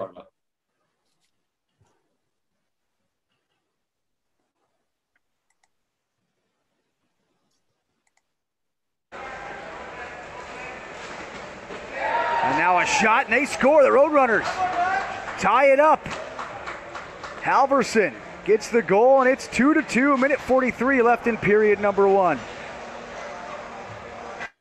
So, Max, as you've gotten older, I'm sure 5 years ago you wouldn't have shot in that puck and you would have tried to dangle everyone and come in on the goalie one-on-one. Is that something that, as you've gotten older, and especially playing against players like that in the Palma Pro Division, that you've learned to maybe use your shot more and not try to beat everyone one-on-one? Is that like a maturity part for you, you think? Yeah, for sure. I mean, when you're a shooter, you got to look for screens. You got to, especially with Joel. Joel's always been a good goalie with his positioning and his corners and everything. So if you could find a screen or shoot through people and get it to the net, you might get lucky. It could go in or it could hit someone. It's all anything can happen. Watching you grow up, and obviously we played together on the Sting in Pi Hop, but one thing that I saw you develop as the years have gone by is your shot, especially through the screens, and that's a huge skill, to use in your repertoire, right? Because guys like Hawkins, not only do they have a shot, but they have moves too, and you're on that track as well, like a shot like that. So, keep doing your thing. Yeah, definitely ice hockey helped that too. Yeah, let's talk about that $1 million smile you got, Max. So I know last year you got your tooth knocked out playing against Rink Rat. I think Ethan had caught you up high with one. Yeah, right after that goal. Yeah, it was that same game, right? Yeah, so I guess they wanted to get you out of the game. So, I mean, we've all been there, getting something, high stick to whatnot. Did you, after that, was it hard to come back? I mean, you came back the next day and played. Was it hard to come back and play with the pain and whatnot after that, or how'd you feel? I felt fine. I the whole day, I didn't feel any pain.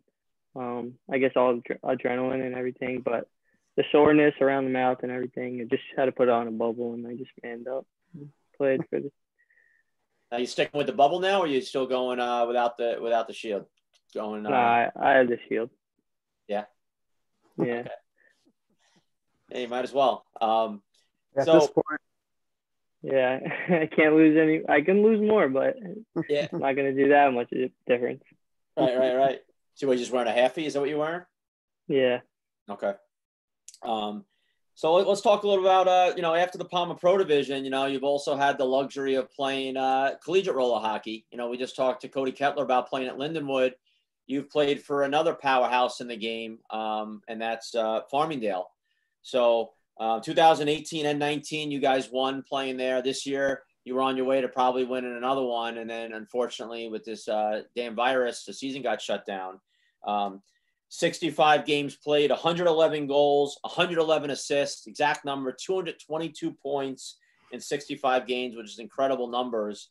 And talking to Coach Joe Tamburino, he had said 2 words he thinks of when he thinks of you: creative and clutch.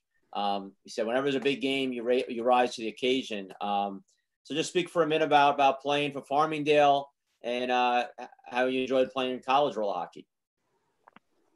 Yeah, over the past couple of years, it's been a great experience. I've been living with my best friends. First year I lived with Jake, second year, and this year I lived with Joey.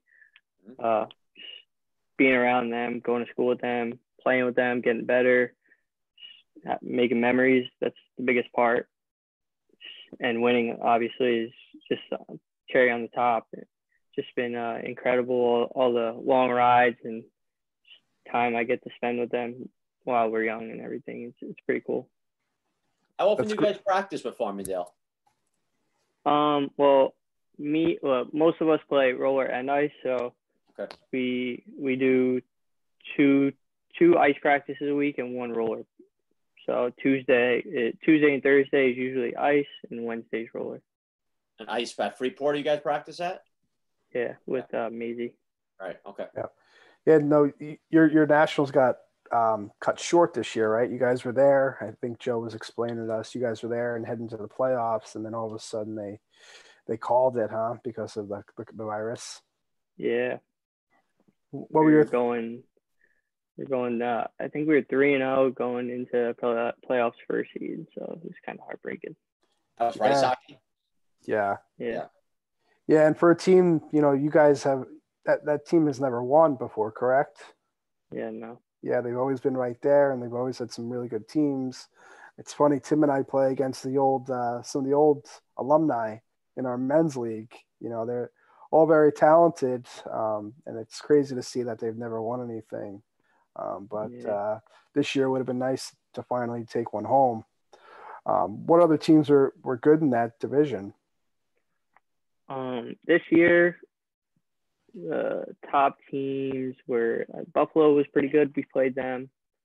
Quinnipiac's usually good. Fairfield. Trying to think. What division is that? Was that Club D1? Is that what they are in, Farmingdale? Club D3. Yeah. Okay. Yeah. Awesome. Tim, you want to shoot Max some questions here? Do we got that other video we wanted to show? Do we have another? Yeah, video? you want to do that now? Yeah. Yeah, show them another. So here's a funny one from the past. This is Max one. This went viral for a bit in ice hockey in high school when one of your teammates did a couple nice dangles on the ice and then fed you one over for the finish. So let's roll through this one. We thought this was a great clip.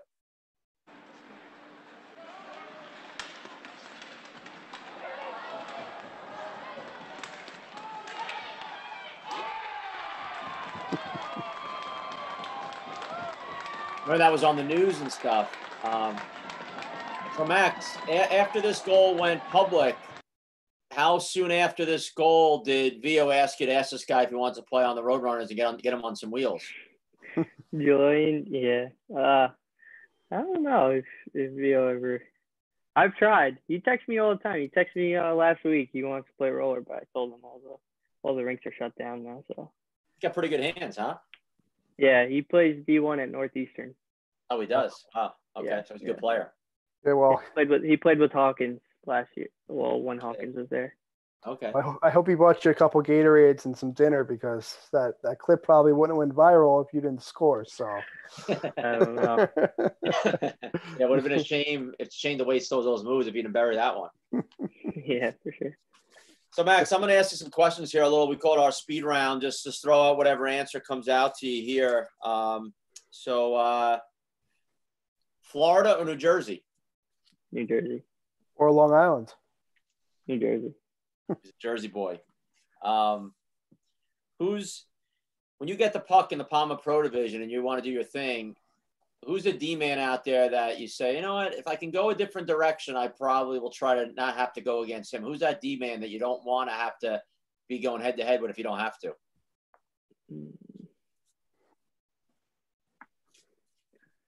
I would definitely say Kavaya could be possibly one.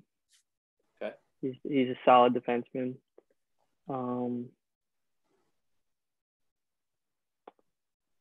Yeah, I'd go Kavaya number 1. Kavaya, okay. Yeah. And who's a player in the Palma Pro division? You know, as a young guy, you watch all these older guys play and whatnot. Who's the guy you watch and you marvel at a little bit, saying, "Wow, that guy's pretty impressive." Not a teammate, like playing against. Who's that offensive player that you kind of emulate a little bit watching? I'd go Travis now. Okay. Yeah, that's a pretty popular choice for a lot of people. Yeah. What about on the music side? If you had to play some tunes before a game, are you more of a country guy or a hip hop guy? I like both, but I would probably choose country. Country, okay. Yeah. Do you pronounce it Piha or Piha? Piha. Piha. Okay. See, Yeah. CJ. When I asked CJ that question, he told me I'm the only one that says Piha, and I told him, I go, no, I'm not. There's other guys. So I always ask that question to guys from our neck of the woods. So thank you for that. Are you more of a caller or a texter? Text. Text? Yeah. With pizza, deep dish, Chicago style or New York style? New York style. New York style. Okay. So I know you're out on the boat a lot. What's your favorite kind of fish to eat? I don't eat fish. You don't eat fish. Wow. You catch it? Yeah, I just catch. Wow. Okay. Winter or summer? Summer. Chick-fil-A or Chipotle? Chick-fil-A. Chick-fil-A. Okay. I'm a Yeah. Chick-fil-A guy, Greg. Yeah. The Polynesian sauce. Dogs or cats?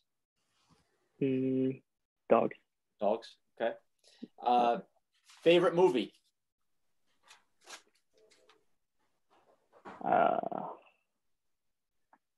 I'll go with The Warrior. Okay. Favorite food? I like hibachi. Probably my favorite, chicken hibachi or yeah. Like Who's the best locker room guy you've ever played with? Well, he would probably get mad if I didn't say it. Jordan Mueller.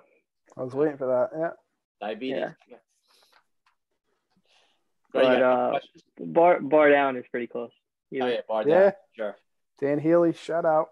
Shout out Dan Healy, no biggie. Yeah. So any good stories you could share throughout like your Roadrunner days, just traveling with Vio and the boys, and anything that pops up into your mind? I mean, just about every tournament that we all stay in like one room or two rooms, all condensed. So I remember one trip, I think we were out in Cali. We had 10 guys in a room with only 2 beds. We had to make a trip to Walmart, grab pool floaties, big pool floaties. I was going to ask about that. That's true. Yeah, laid them all over, and that's how we slept. Wow, that's pretty funny. Now, another question for you: like on your typical Friday night, hanging out with the Corsos and Mula and Joey D and all the Farmingdale boys. What do you guys usually do? You guys usually hang out? You guys usually go out? What do you guys usually do there? Well, when we're all together, it's usually like a midnight skate at Ski Safe. So we'll go ski, and then after that, like 2 in the morning, we'll go back to like Corsos, hit the hot tub, play some mini sticks, right, cool. Go for some food or something. What are some of like your favorite restaurants on Long Island? Any good food spots that you like? I like Taco Joe's in Massapequa. Okay. Good spot. Yeah. Jimmy Lynch's favorite, Tim. Yeah. So Max, out of all the years, so you've been going to State Wars, like we said, since 2007. Name 1 or 2 of your favorite memories of State Wars you could think of all the years that stand out to you, just as your whole life of playing there. Something that you remember that meant a lot to you. Definitely winning with New Jersey in juniors. I think it was juniors. Yeah, juniors. That was definitely number 1 with my dad on the bench. That was 2017 New Jersey Boom. Yep. Yeah. I mean, I remember a little bit about winning my first State Wars ever with the Florida boys, Lucas and Nate and Don. 2008. Yep. Yeah. And my first Palma Pro goal was. I remember that. What team was that against? That was the first game of I've ever played in Palma Pro against Palma. That was the first goal of the tournament. 2016. Awesome. Okay. Yeah. Awesome. So you score that one, you go to the bench and go, keep me in, coach. This is easy, right? No, that's what Leo usually does. Keeps me in, me and Joey. Now, after college, a lot of players, at your caliber, they usually go overseas and, play in one of the European leagues. Would you ever head over and play, or have you thought about it? I thought about it. I'm not sure yet. So, where would you want to go? What city or country kind of, is appealing to you? I have no idea. I haven't even looked that far into it. I mean, I've gotten messages about going over, but I haven't really looked into it with school and with everything going on. Right. It's a big decision to make, and you've seen some teammates of yours through the Sting. Whether it's a PJ DiMartino or a Tyler Kraft, some of the guys don't really enjoy it as much. Where you get a Shane Fox, that just loves it, or a PJ Cavaya that's been playing there for 25 years, it seems like. So, you got to really want that, Yeah, for sure. Now your girlfriend plays a little hockey as well. Did you guys met at the rink, or? Yeah. Talk about that a little bit. I think they met at State Wars, probably. Yeah, it was. I think maybe 2015 or I forget. It was one of the State Wars. It was in St. Louis. I think that's the first time we met. That's what we do at Greg. We actually Indiana.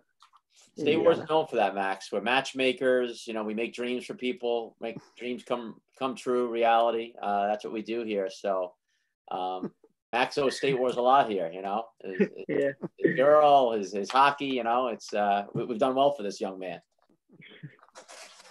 I'll score keep a couple games. Yeah, we've taken out a tooth on him, we've done a lot. Yeah. Hey, if she's still staying with you with that smile, then she's a keeper. So that's a good thing. She's a hockey girl, that's for sure. Yeah. Have you guys been able to see each other, through the quarantine? Yeah, she was just over for my birthday. Awesome. Good stuff. 22, right, Max? Yep, I'm getting old. Yep. Yeah. Jeez. I got underwear older than you, Max. I wish I was 22. Jeez.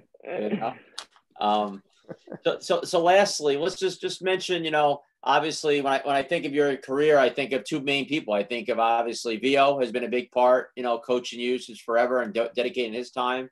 And then obviously, boom, your dad, so it's got to feel pretty good. You have two pretty good guys like that in your corner at all times in the sport. Just speak for a moment about what those two guys mean to you on the hockey side for sure. Yeah, they back me up with everything I do. They're always on my side. If I ever need anything from either one, they're always there for me. I would do anything for them. They're like top of the chain for me.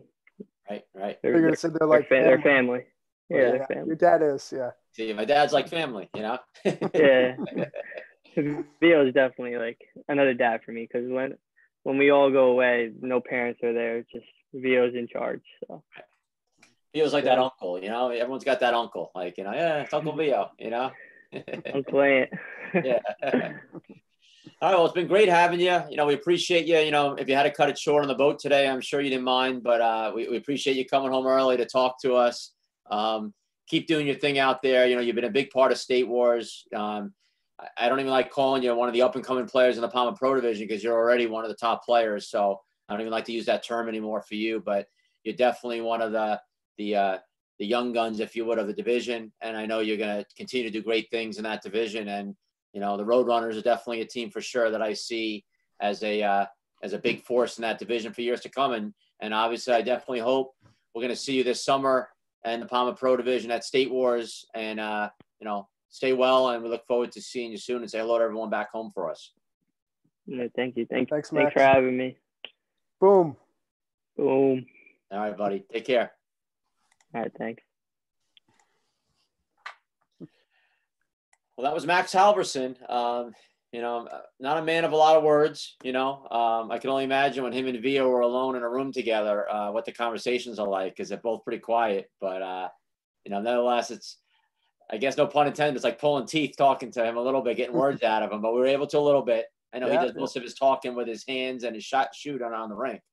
Yeah, that's why you have guys like Mueller on the team. They kind of get the guys going and talking. But yeah, he's deadly with that stick, that's for sure. But yeah, two great interviews today, Tim. Started off with our boy Ketz. Ketz is a guy that we've seen grow up in the State Wars world and continue to dominate in the Palmer Pro division. And let's be honest, Max is there too, right? We saw him grow up in Florida on that 98 team, and then moved to Jersey and just continue to start dominating since those early days. So it's been really cool to see them develop as players on and off the rink. Two great guys. Yeah, and it's amazing when I look back at these years and you say to yourself, how hard is it to win one high score at State Wars, or how hard is it to win one Best Defensive Player award, or win a gold medal, or win an MVP? Yeah, it's so rare. I mean, how many guys can say they've won one of those awards ever? And both of them have won multiple. Max Halverson, I think he's had 3 or 4 high score awards. Two MVPs, a Best Defensive Player, a scholarship winner. Kettler, same thing, an MVP, multiple awards, Best Defensive Player, I think once or twice. So it's just amazing, how great they've been and consistent. I mean, that's the thing, for years and years. Cody Kettler, from the time he played in 2005, he won a gold medal and won an MVP. And now fast forward 16 years later or so, he's still winning medals and winning awards, which is just incredible. And Max, on the other side, what makes me so proud with Max is, he didn't start out as a stud. He played with some studs, and he was, he might have been honestly the 6th, 7th, 8th best player on some of those teams when he first started. Yeah. But he kept with it. He loved it. He had a family that supported him. He kept playing hard. He didn't quit. And now he's better than anyone in that age group. He's one of the best 98s in the country, and hands down one of the best young rising stars in the Palmer Pro division. So just shows you that, just because you're good, Cody Kettler is an example of, he was good early and he stuck with it and he's great now. But Max, didn't start out great, as a lot of our guests have shown us over the last couple of weeks, right? Yeah. It just goes to show you, like a kid like Max, right? I asked them what they usually do on Friday nights. Yeah. They go out and play hockey and go back and hang out in the hot tub. They're not out partying every night and getting drunk. They're great friends, and they find other ways to have fun, and it's great to see. Yeah, Vio's got a great group there. When you look at Mula, shout out to Mula, a Corso, shout out to the Corsos, and then you got Max and Joey D and these guys. They're hockey guys, like they're into it, like they're not wild guys getting in trouble and whatnot. They come from good families. They're there to play hockey. Yep. And that's what you want. You don't want to waste your time with a bunch of kids that aren't, doing the right thing.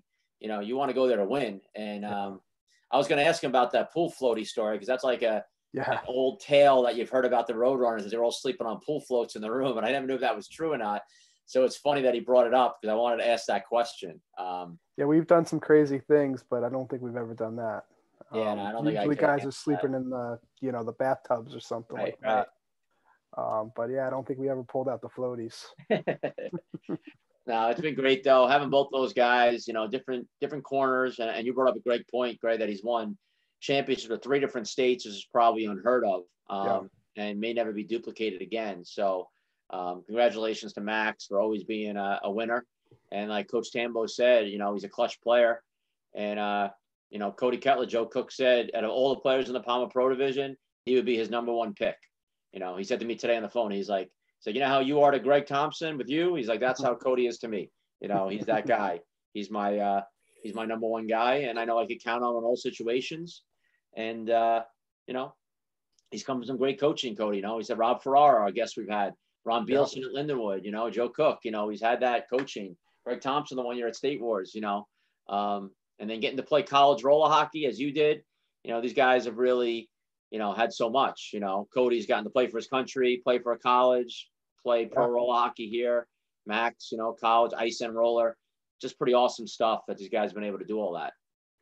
Yeah, I completely agree. And, obviously I love my time at Lindenwood, and I wouldn't change it for the world. We just learned so much, about the game and just becoming a team, and practices were great. Guys were, chopping each other and dropping the mitts, and it was just really intense. And I thought that really helped me develop, as a player growing up.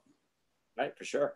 I remember coming home, during the breaks, and we'd run some sniper practices, and I'd be in the best shape out of anyone just because, I was skating nonstop, and, you'd run us some suicides, and I was always up there, winning because my endurance from playing college. So 100%. It was cool. All right, well, another great episode here. We'll be back on Thursday. I know we got the voice of State Wars live from Paris, France. PJ Cavalla going to be on with us. He's been biting at the bit to get on here, Tim. He's giving me the stink eye for sure that we haven't had him on yet, but we've been wanting to spread it around, spread the love a little bit. Yeah. Didn't want to be like we were being too biased towards our staff here. We already had Shane Fox from our staff on, and Chris Trapt and George Brown. And Dennis. Yeah, Dennis Jelsic too. That's right. DJ was on. So Maxwell sometimes. Yeah, Maxie's worked for us in the past. Cody Kettler, we mentioned, worked a couple tryouts with us in Missouri. So try to spread the love. And Greg, you keep drinking that thing. It reminds me of that hibachi thing where they squirt everyone when they got, there's sake in here. Yeah. But yeah, we'll have PJ Cavalla on Thursday, and we got to finalize who our next guest is going to be. We've had a lot of different interests from different people, but trying to spread the love around a little bit. So we'll be back Thursday at 1:00. Yeah. And this is Tim McManus and Greg Thompson, and we'll see you guys this Thursday, and enjoy the rest of the day. Take care, guys. Ladies and gentlemen, this is PJ Cavalla, the voice of State Wars Hockey, and you are watching the SWH podcast brought to you by Glass Half Full Productions. Thank you to all of our amazing sponsors: Mission Bauer, Tour, Alkali, La Beta, Rink Rat, Conix, Warrior, Monkey Sports, Yord Watches, Car Shield, Rocket Puck, Wraparound, and Top Shelf Targets. We look forward to seeing you all on the rink soon. All right, guys. Take care. We'll see you next time.